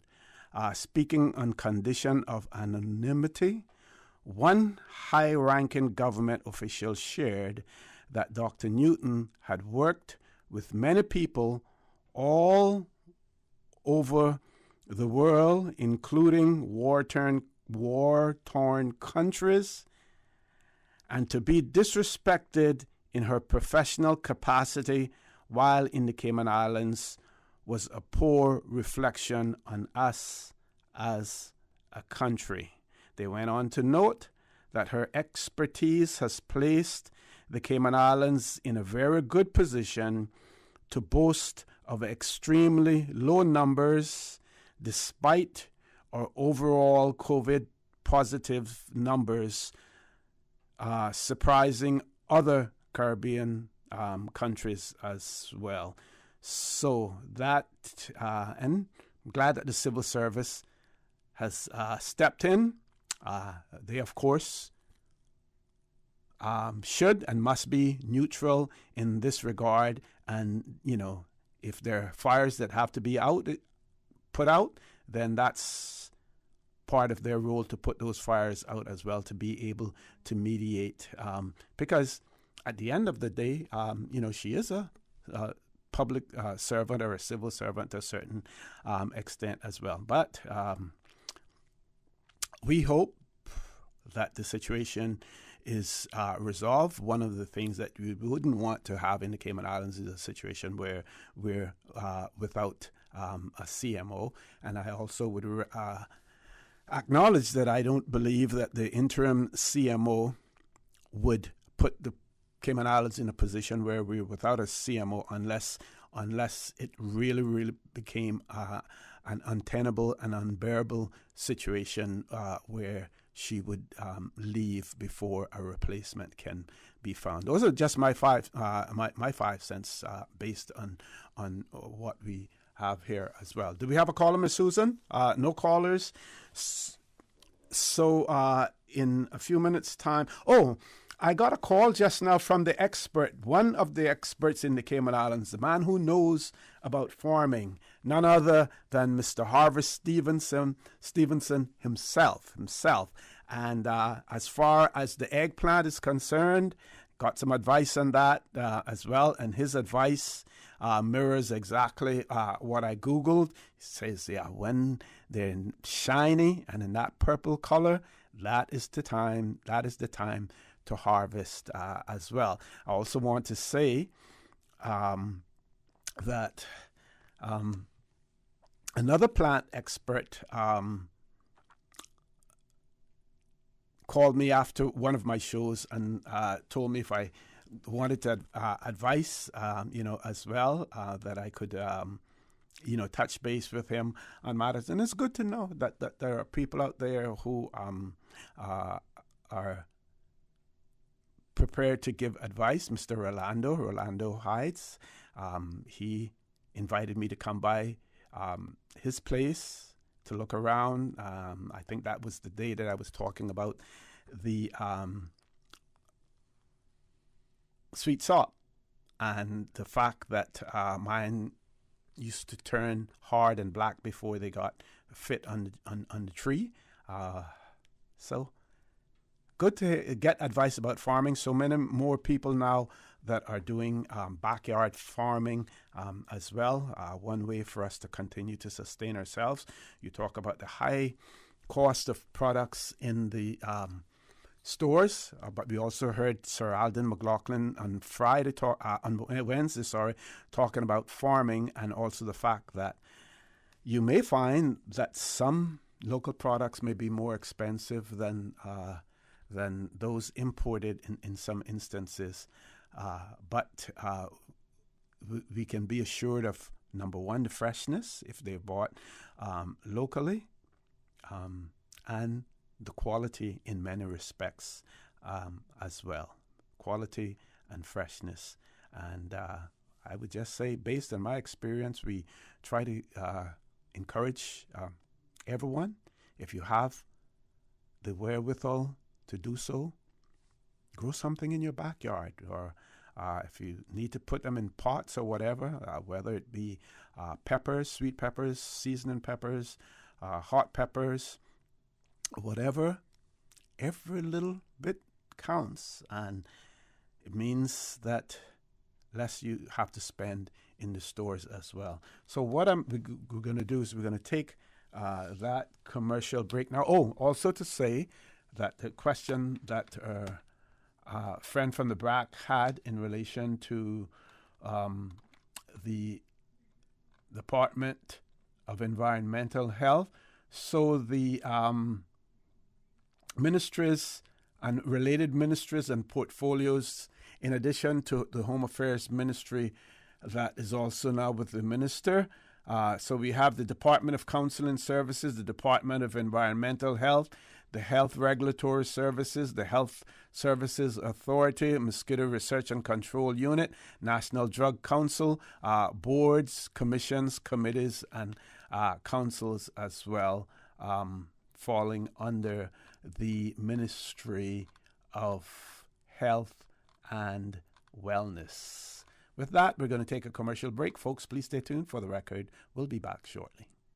We think it's time you crossed over to a new vehicle. And with the Toyota Corolla Cross now at Vant Motors, you have plenty of reasons to make the switch. The crossover body and hybrid engine is a sleek design in a sturdy structure with a spacious interior that opens to extensive cargo space. Stuck in traffic? The high-performance self-charging hybrid system automatically switches between gas and electric vehicle mode, helping you lower both fuel costs and carbon emissions. The Corolla Cross has full LED lighting inside and out, an integrated display audio system with energy monitor, and a dual-zone climate control system to ensure comfort for all. Test drive the new Toyota Corolla Cross Hybrid today at Vant Motors, Walkers Road.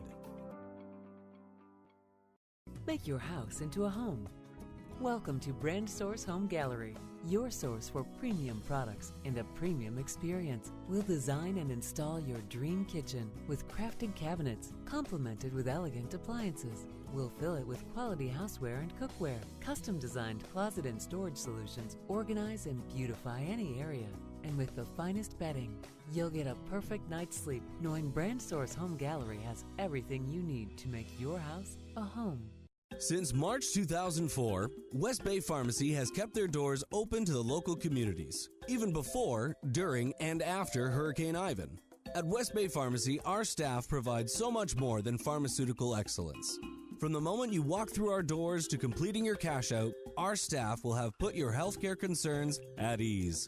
We would like to take this moment to thank our loyal friends and customers. To us at West Bay Pharmacy, our patients are our primary concern. We provide thorough background checks and precise calculations to ensure your medical safety. Thank you for being a part of our family and for choosing West Bay Pharmacy, where we care about your health. JN Money, money touchdown. Send the money now, reach wow.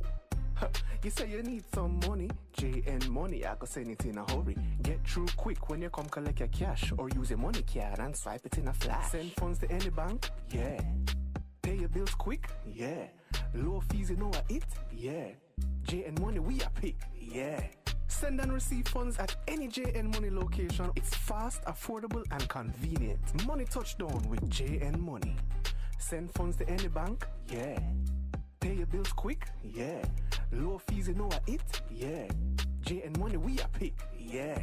Call 345-945-2014 for details. Available at JN Money locations across the Cayman Islands. For the record, with Ort Connor. Initiating system. For information that matter. For the record, with Ort Connor. Continues right now on Radio Cayman. Good morning. Welcome back to For the Record. We have two callers on hold. One WhatsApp message that I'm going to share in the meantime as well. This person says, good morning. Public health is a medical specialization. I get tight tongue at times, and becomes even more critical in times of a pandemic as we are experiencing. They go on to say that we have 3 such persons with postgraduate qualifications and experience in these islands that have made decisions that have contributed to making us safe.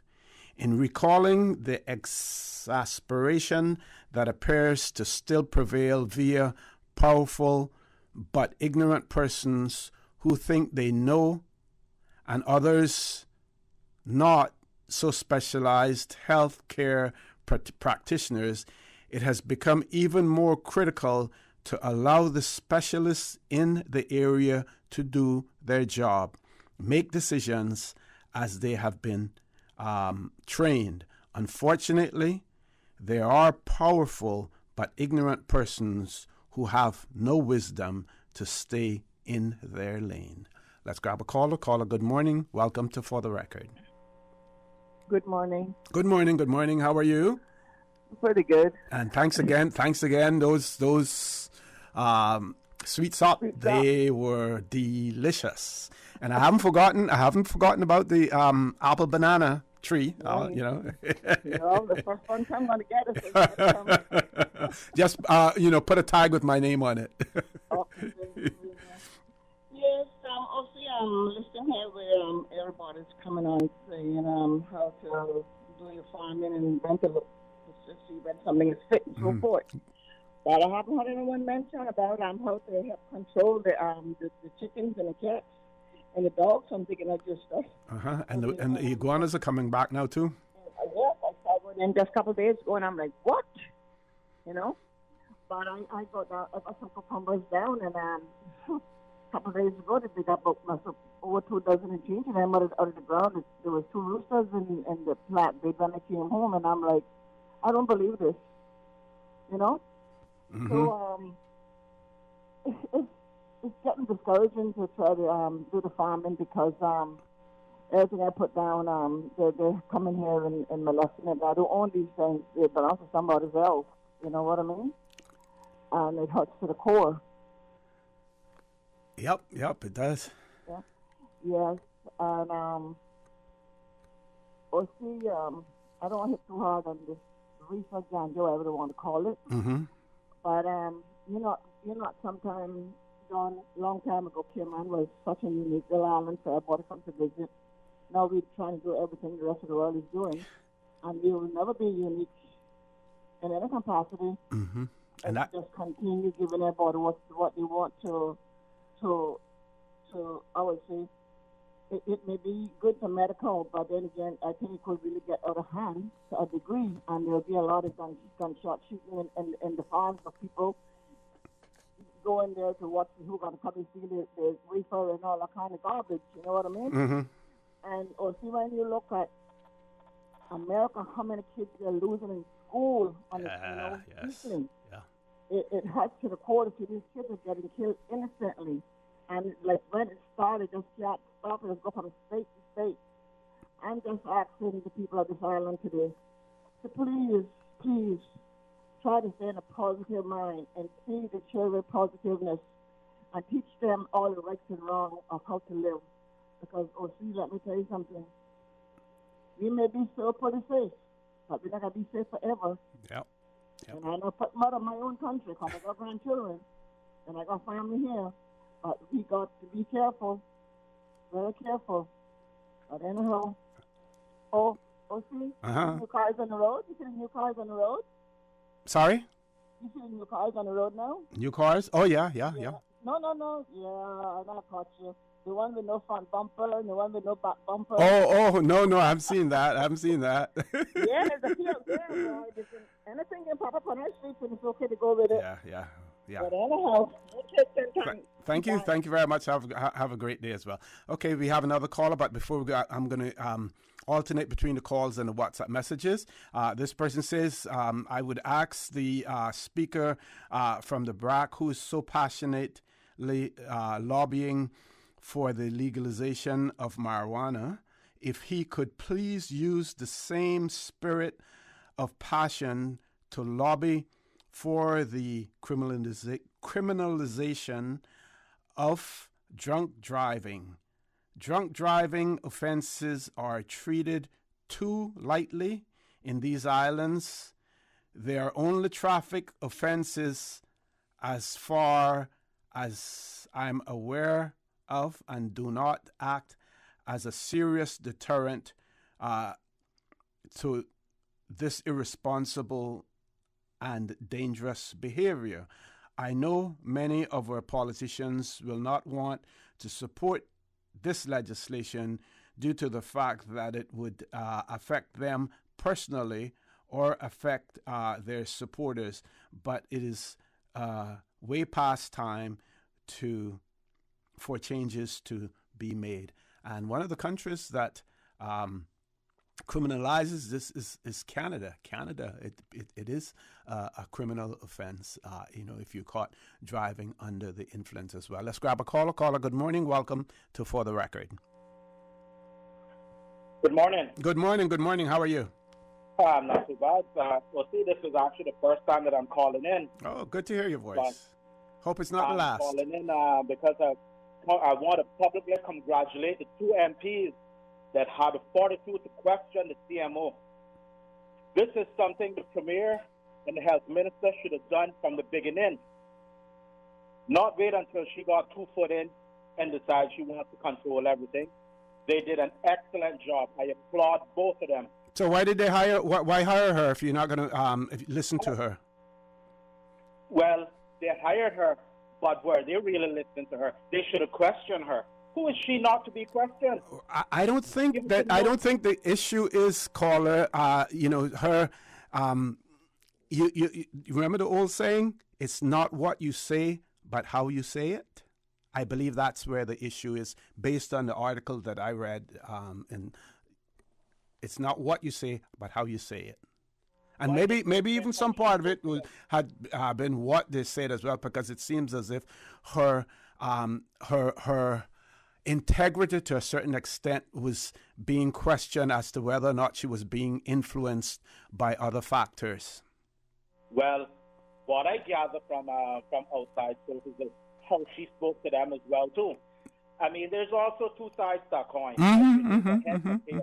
And obviously we're only hearing one side, but I still congratulate those two for standing up and speaking up. This should have been done at the beginning. Not wait until the lady has 2 foot in and now she says she wants to resign because she feels like she's having a breakdown. The Iron Bird can take her back home. The Iron Bird brought her. The Iron Bird can take her back. Well, she's only an interim CMO as it stands. She's only here on an interim basis after Dr. Lee left, so she's not here on a permanent basis. And I am sure that when she was selected, for a reason. They need to ask her what's her hidden agenda. That is what they need to ask her. But as a medical professional who has taken an oath, right, to do no harm, we have heard her here on Radio Cayman, not only on For the Record, but on other shows as well. And based on what we have heard, there is no question. Now, there are some persons who are believing that the elected officials are being pressured, and if you follow things on Facebook and other social media platforms as well, people are looking at other countries. I saw a remark where someone posted the other day that, Jamaica had just surpassed 1 million visitor to the islands, and say, well, we see what Jamaica is doing. Why, and Jamaica with all the crime and everything else that they are able to do that. Why aren't we doing that here in the Cayman Islands as well? One of the things that, a scientist relies on is data. Their decisions are data driven. And when you hear Dr. Newton talk about things, she talks about it based on the data that has been accumulated in the Cayman Islands. Yeah. The vaccine does absolutely zero. I believe we passed that point now about the vaccine. She's out of touch. Mm-hmm. That is what it stems from. She's out of touch. I can see it. Listen, when we were in a lockdown and BVI were there booming, left, right, and center. They have lifted all mandates. We're the only country in this world right now that still has these killer mandates inside. But there were situations also where we were in lockdown. Other countries opened up, and then they ended up having to reverse it and lock back down again. I'm not saying that everything that we do is correct, because I believe one of the biggest contradictions that we have is the fact that the policy that we have for our cruise ship passengers and the policy that we have, for Caymanians, as well. Okay, I have about 30 seconds left that I can give you. Yeah, well, the way that I see it, these mandates are not working. I think they just need to do away with it. She need to get on board with the program. Remember, she's not from here. She came from Gibraltar, where they have 100% vaccinated rate and 100% infection rate. But I don't think that has any bearing on her decisions that she's making here in the Cayman Islands. Like I say, it's data driven. Well, the data driven was they had 100% vaccinated rate and 100% infection rate. Mm-hmm. That is the data that she brought. All right. Thank you very much for that. I hope this isn't your last call that you're making, and I thank you for making it your first call as well. We have to take a commercial break. We still have callers on hold, lots of WhatsApp messages coming in. We will accommodate as many as we can because we want to hear your views as well. Please stay tuned for the record. We'll be back shortly. What's that? No sugar, same amazing taste? Coca-Cola Zero Sugar is here to stay. No one can stop me when I taste the classic taste, pure satisfaction. Be sure to stop into any Tortuga location and get your own case of Coke Zero. Or grab an ice-cold one straight from the cooler. Brought to you by Tortuga Distributors Limited. Coca-Cola, taste the feeling, Cayman. Are you feeling sick, but don't feel ill enough to go to the doctor? Ask your pharmacist for advice. Here at West Bay Pharmacy, our pharmacists have been trained to offer helpful, easy-to-understand advice on the treatment of everyday minor ailments for yourself and all the family. Anything from headaches, cough and sore throat, to cold sores, our pharmacists will know when medical help is needed and will not hesitate to refer you to your doctor if your symptoms demand it. Like doctors, our pharmacists have a professional code, which means all personal information you give them will be treated in the strictest confidence. Visit us today at West Bay Pharmacy, where we care about your health. Ladies and gentlemen, it's that time of the year again, as the New Self-Help Foundation presents Gratitude, the 21st Annual Talent Exposition of the Arts, Sunday, June 26, at the Hartwell Theater. Performances by UCCI dancers, Mariah Praise, Radiance Dance Studio, Andrea Rivera, May not be thunder crashing down. Dream Chasers Cayman, hosted by former Miss Cayman Universe, Anika Connolly and Lloyd Barker. Part proceeds from the Talent Exposition will benefit the Pines Retirement Home. Prepaid tickets available at Funky Tanks, Winner Circle Sports. Tickets are $15, $20 at the gate. Gratitude. The 2022 Talent Exposition of the Arts, Sunday, June 26 at the Hartwell Theater. Gates open at 5 p.m. Show starts 6 p.m. Get your tickets today. Ransomware, DDoS, malware, phishing. If you don't know what those mean, you're not alone. But if you aren't protected against those cybersecurity attacks, then your business is at risk. Don't leave your data or your business vulnerable. Get Digicel Business Protect. Simpler, smarter cybersecurity. Visit our website, www.digicelbusiness.com, to request a callback or call us now on 623-2499. For the record, with Ort Connor. Initiating system. For information that matters. For the record, with Ort Connor. Continues right now on Radio Cayman. Good morning. Welcome back to For the Record. The Marl Road, Cayman Marl Road article is getting a lot of traction this morning.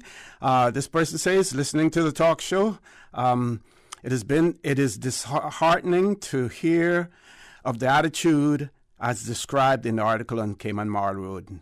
noting that these are allegations on both. There are allegations on both ends. If the allegations are true, our Caymanian leaders have to act professionally, especially to those persons who do have the qualifications and experience, simply because what is said, and we would believe that the decision Dr. Ortelia arrived at is sound, is not what leaders want to hear. They have to find other solutions to hard times as well. So it says they have an additional question. Is the CMO's advice required to be followed by government? Can the government go against the CMO advice in regards to their own agenda? If yes, the CMO advice can be ignored, then the government truly believes the best interest of the people of the Cayman Islands is to open up. Then could the government not do with their own justification why advice isn't being followed? So I said earlier that, and I referred to the fact that off mic on Wednesday, I did speak to the members of the opposition and asked them if there were instances when they totally they agreed with the then CMO, and whether or not at some instances they went against the advice. And they said, yes, there were instances, of that. So the CMO is there to advise, and it's up to the government to whether or not to take that advice or not.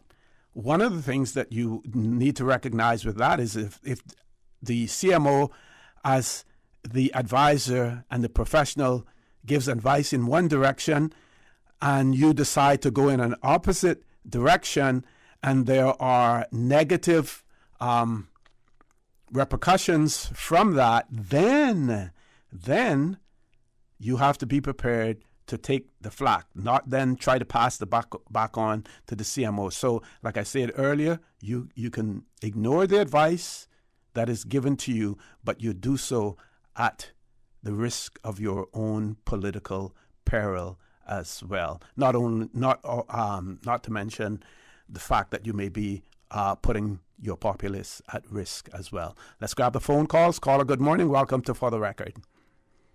Yeah, good morning, Mr. Connor. Good morning. How are you? Not bad, man. A little bit perturbed, but not bad. Okay, what perturbs you? Okay, well, the double standards that we have in this country, Okay, I want to ask a question first. There is a mandate that says that if we're going into any public place or any place that's business, we're supposed to wear a mask, right? Mm-hmm. Okay, but there's a double standard, and it's like coming like a colonial standard. We only accept anything that comes from overseas, because I work in an industry where I work in most of these places, right? And I've seen these people come off the cruise ships or look like tourist people coming there, and nobody says anything to them about wearing a mask, and they're doing their thing, shopping and everything. So I tried my luck. I was in one of these places, and I saw them coming there, and I took off my mask.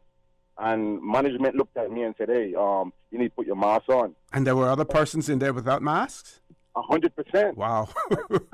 I wish I had recorded the whole scenario, because this is real colonial. Uh-huh. Because it looked like they will accept anybody who comes from overseas to say that the rules don't apply. But I agree with the rules, and the rules should apply for all, unless they're not rules altogether. So I want to know, the government is the one who mandated it, right? And it's still a mandate, right?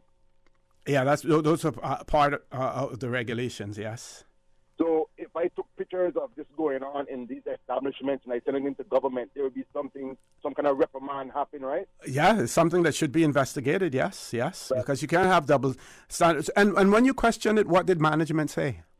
They told me to put my mask on, but they did not say it. And the people who were there, I said, how come they don't have a mask on? Uh-huh. And the answer was they're off the cruise ship. Ah, okay. So I want to know what the yeah. So if I went on the cruise ship for lunch and came back off, would that make me corona-free, that I could go into all these establishments and not wear a mask? I would venture, I believe that I don't know, but I would venture that the management got that one wrong. I believe so. I want to say that I work in these establishments all island. Uh-huh. I've seen many of them, and I've seen when the tourists are in, that nobody applies this law to them. So I wonder if you had said to them, well, I'm off the cruise ship too, what would they have said then? No, but they know me, but they know I work with them.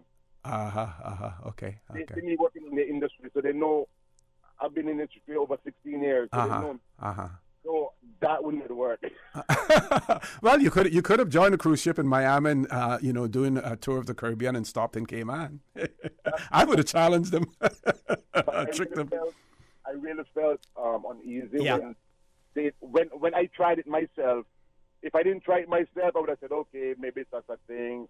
But when I tried it myself, and I was given the warning that I need my mask or basically get out of this store. Mm-hmm. When I told them, look, how come these people have masks, no masks? And they told me, oh, because they're off the cruise ship. So I was like, so how does this work? They come here, and they're all of a sudden free of germs and disease, and only we who are here, we have all the diseases. So who's protecting what and who's protecting who, Yep. Yeah. So that really stung me real hard. So I just wanted to put it out there to the public, because this is a public station and everybody listens to it. Oh, yes. Please be aware of what you're doing. Mm-hmm. Please be aware of where you are and what you're doing, especially in these public places. Look at everybody around you and try to follow and fit in. Mm-hmm. So if everybody is not wearing masks, fit in. If they're wearing masks, fit in. That's all I'm saying. But make it across the board. Yeah, and your make sure that your own personal interest and your personal well-being is protected as well. So if you feel that even those instances where you're not required to wear a mask and you want to wear one, there's no one should be able to stop you from doing that as well. No, but if it's mandated, Yeah. please wear it. Yeah. Please Mhm. wear it. Please Yeah. follow the laws when you come here. Yeah. And those who are here, don't be so colonial and love the foreigners so much that you're afraid to tell them, oh, you need your mask on. Yeah. Mm-hmm. Because I see most of them with their mask in their hands, Mm-hmm. Well, and weird inside. Yep. And I mean, sometimes legal, challenging things legally they're costly in the Cayman Islands, and it takes a lot of time. But I'm surprised that no one has brought a challenge, in terms of their constitutional rights being violated as a result of us having a double standard with the cruise ship passengers and Caymanians as well. Caller, I want to thank you very much for that. Good points that you've raised. We're going to try to grab another caller before we go to the next break. Caller, good. Okay. So we want to thank that caller for that as well. One of our listeners has written in and said, good morning. In regards to the dispute with the CMO, hopefully, if there is an agenda or conflict of interest at play, the Cabinet and Ministerial Code of Conduct will also be consulted. Let's see. Let us hasten slowly. So, we have so many different views on this.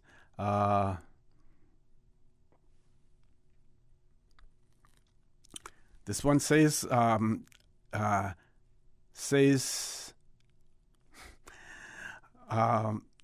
minister is a fault. I don't know which one they're talking about. That position gone to his hopefully Dr. Newton won't lift the restrictions. Not her decision, I would say. That is why the cases are low, because she still has the restrictions in place. Person seems to indicate that they're seeking the Cayman Islands Tourism Association's help in pushing for the lifting of restrictions. So, one would wonder whether or not the PAC government is with one voice on this whole issue, or whether or not there are differences. And I guess it'll be interesting to see who will prevail at the end of the day, what we don't want is we do not want people to play politics with the health and safety of the people of the Cayman Islands. And like I said before, there are voices on both sides of this, some wanting to open up and say, we're over COVID now. It is no longer a pandemic. We have to live with it. And there are others who feel that we still need to have the restrictions in place. So not even the populace is, of one opinion and one voice, on that as well. But like I said earlier, when you make the decision, if you get it wrong, and if you're a politician, then you do it at the risk of your political demise as well. Time for us to take a commercial break, the last one for the morning. Folks, please stay tuned. For the record, we'll be back shortly. At Doctor's Hospital, we know life happens, and usually when you least expect it. So when unexpected medical issues arise, you need quality care close to home. Located in the heart of Georgetown, our accomplished team of physicians and medical staff treat minor urgent conditions such as migraines, chest and abdominal pain, shortness of breath, burns, broken bones, open wounds, and more. 24 hours, 7 days a week with no appointment necessary. Peace of mind is important when life happens. At Doctor's Hospital, we're always here just for you. Need to speak to someone? Call 949-6066. Make your house into a home. Welcome to Brand Source Home Gallery, your source for premium products and a premium experience. We'll design and install your dream kitchen with crafted cabinets, complemented with elegant appliances. We'll fill it with quality houseware and cookware. Custom designed closet and storage solutions organize and beautify any area. And with the finest bedding, you'll get a perfect night's sleep knowing Brand Source Home Gallery has everything you need to make your house a home. If you care about your car's performance and fuel economy, you must fill up at Jose's Escape with the new Pure 93. Experts know that the higher the octane rating, the better your engine will perform. Pure 93 is the highest octane fuel available in Cayman. Protect your car against pre-ignition and engine knocks. Top up your tank now with Pure 93 at Jose's Rubis and enter to win an awesome track bike. But there's more. Jose's offers 2 lateral flow test kits for only $10. The best KN95 masks, 2 for $5. And 10 stylish black surgical masks are only $5. Share the love. Purchase Reflections gift certificates and enter to win the amazing Trek bike. For the record, with Ort Connor. Initiating system. For information that matters. For the record, with Orit Connor. Continues right now on Radio Cayman.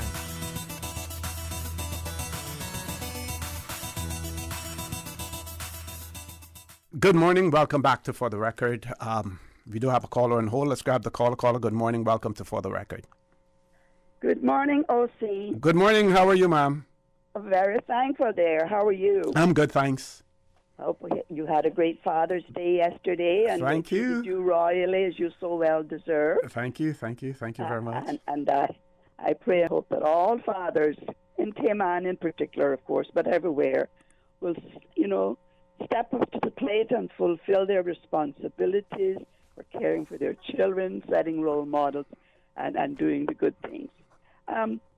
I thought you were going to be having guests this morning. I thought so too, but maybe something changed on my calendar, and I didn't pick it up because I don't have my For the Records calendar synced with my calendar on my phone, but my phone indicated that. But there may have been a cancellation that I wasn't aware of. Yes, it's a pity because here I am, ears. I know, yeah. Trying to find out what they're going to be saying. It would be very, very interesting because I'll say this much, that this is Alice Mako of the Concerned Citizens Group, for those who may not have recognized the voice.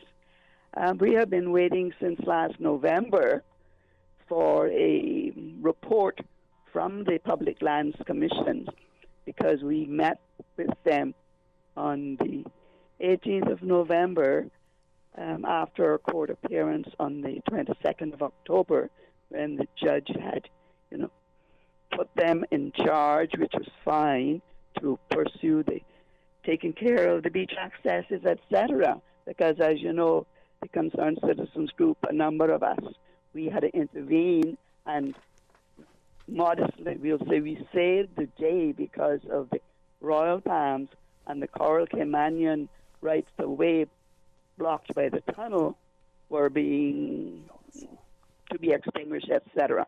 Anyway, saying I'm not going to give all those details, and the judge, thanked the interveners for stepping up to the plate, and now that the PLC had been put in place to do their job, we were relieved of that duty, and we were very thankful. We had achieved our goal of not letting this just disappear into thin air without anybody being aware of it. Well, we met with the PLC, and we had been invited by them because we kept in touch, and we have been waiting now for a report from them for 7 months, and have done follow-up, and still, despite getting a WhatsApp saying basically nothing, we're still waiting for a report because they were going to let us know what they had done, what they were doing, etc. So I was waiting with bated breath to hear what was going to be said this morning as to whether they were fulfilling their mandate of protecting rights of way, not just over public land owned by government, but rights of way that were established over private property. Because as we all know, once a right of way is established and it becomes prescriptive over private land, it doesn't disappear. It's indefeasible. And unfortunately, during this spate of development we've been having now for decades, we know that there are those landowners who feel that they can disregard the rights of the people of the Cayman Islands to access our beaches, or foreshore, or waterways. And it is causing unnecessary hard feelings, I'll use the old expression, amongst the public. And there's no need for this if the laws were obeyed. Enforcement of laws is a big problem in Cayman, no matter what law it is, whether it's traffic or whether it's prescription law or any other law. So I was looking forward to that, and I'm sorry that they didn't come on and clear the air and let us know what was being done. And switching topics, this other topic that was going on about the CMO. Very quickly, because we have a few more callers lined up as well. Thank you. CMO, we must all remember that we each have our positions on these issues, but we must not disrespect those persons who are trained in a particular field. We can have our opinion, but I would presume, and I firmly believe, that the lady in question, she follows the data, as you said, and Cayman has been lucky. We have been spared this pandemic when we compare ourselves to others in our own little Caribbean area and the world as a whole. I think it's an area in China now where the millions of people are being forced to now all get tested because there was one asymptomatic person, and now they're doing that. And what are we complaining about? I know we need to get our tourism up again and all like that, but we must weigh which is more important, the overall health and well-being of the country of the Cayman Islands, or just the temporary dollar bills that come in. We need the bills, but we also need the health of our people. God bless. Take care. Thank you. Thank you very much for that. Yes. Yeah. Bye-bye. Okay. We're trying to get through to one of our listeners. If she's listening in, she knows who she is. Try calling that 1-800 number now, because we want to get you before we go off the show. We still have about 6 minutes to go. Miss Susan, we're going to try to keep that line open for that caller to call in as well. Let me know when we do have that caller. Meanwhile, one of our listeners has pointed out, they say that we may be done with COVID, but unfortunately COVID isn't done with us. Yeah, that is so true. There are economic forces here who, if they had secured their way from the beginning, there would be no Caymanians alive today to vote in the next election, all having died as a result of the impact of their objections. Unfortunately, many from that determined economic group, from the same group, would be happy with that outcome if it had occurred as well. Any luck with that number yet, Ms. Susan? Okay, we're not getting through. So we're going to close the phone lines off still, but if that call comes through, I will take that one. Meanwhile, we, as I pointed out earlier, the government has indicated and have taken certain steps to help with the rise in prices in the Cayman Islands, and they've indicated that they will do more as well. In Bermuda, the Premier has said that help is underway for people grappling with the rising food prices. He pointed out that a financial support package for families struggling to deal with increases in the cost of food will be discussed by the cabinet next week. Says that the minister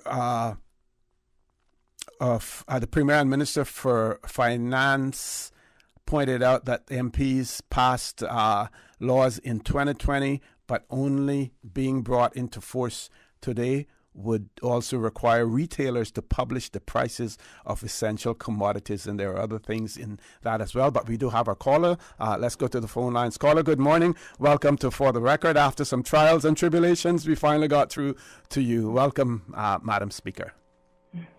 Good morning, sir, and I'm not getting into your political stuff this morning.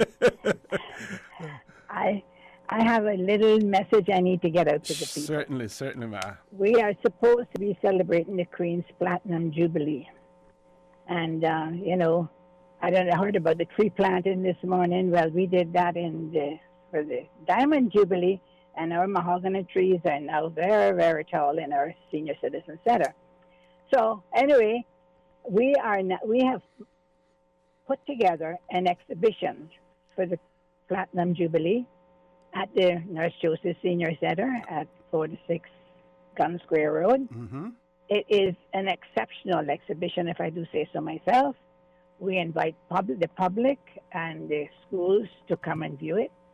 And you can call me at 924-2406 for an appointment to view, or we'll be open on weekends. It's run by volunteers, of course.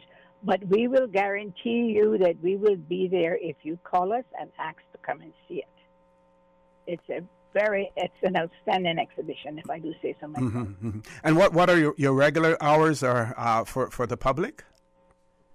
Well, we try to do it by appointment. Okay. Because we sit down up there. This is Button Town, and not too many people come in our direction. Mm-hmm. We sit down up there, and nobody shows up.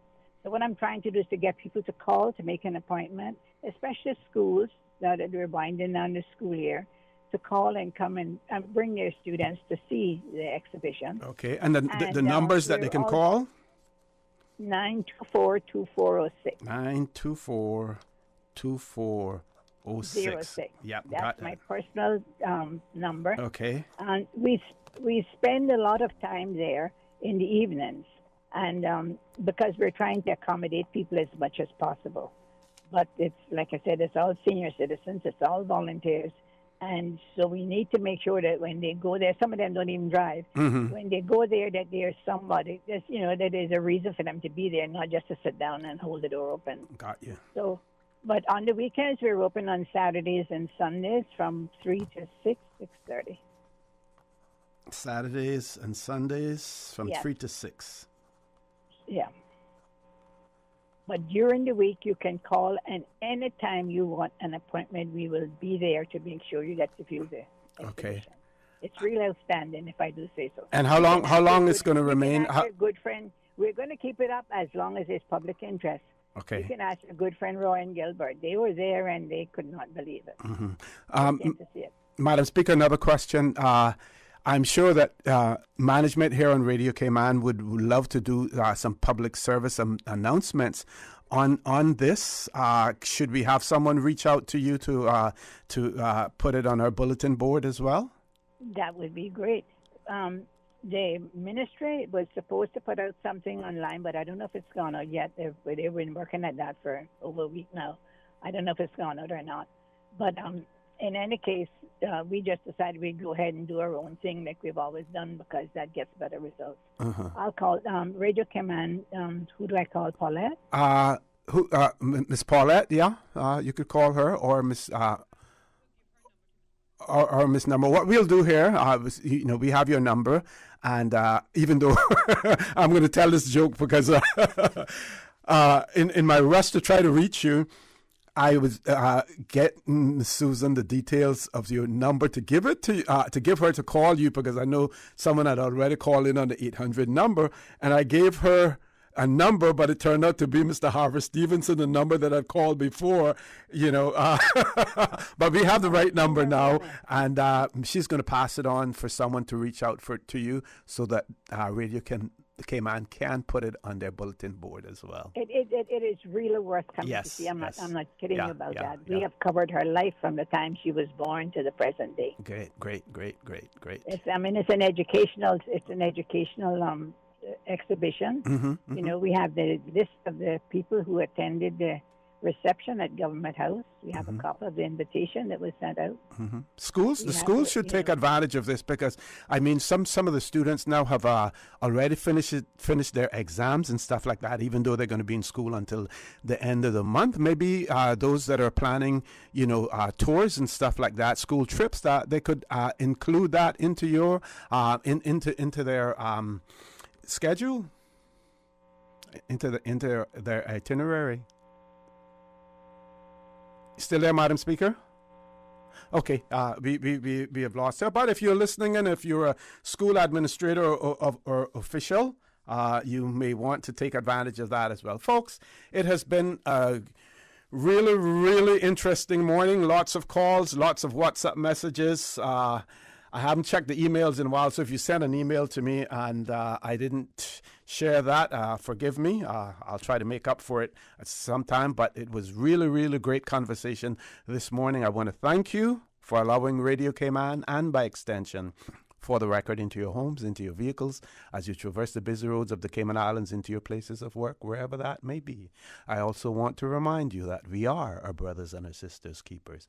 There is always someone out there who's less fortunate than we are, and I ask you to extend a helping hand to them. If you can't do that, then I suggest you donate to a worthy charity, because we always want to consider those who need, not necessarily those who want or even those who crave. So I say to you, have a great day. Continue to support your radio station, Radio Cayman. Join Sterling Dwayne Banks at 12:15 for Talk Today, and as usual, we ask the good Lord to bless these three beautiful, wonderful Cayman Islands. For the Record is brought to you by Vamped Motors, the only authorized Ford and Toyota dealership serving the Cayman Islands. Coca-Cola, available across the Cayman Islands from Tortuga Distributors. Accept no substitutes. Taste the feeling with Coca-Cola. Brand Source Home Gallery, inspiring luxury. West Bay Pharmacy, taking care of your health. And JN Money. From abroad to yard. Fast, affordable, convenient. Doctor's Hospital. Peace of mind is important when life happens. Doctor's Hospital, always there for you. Call 949-6066.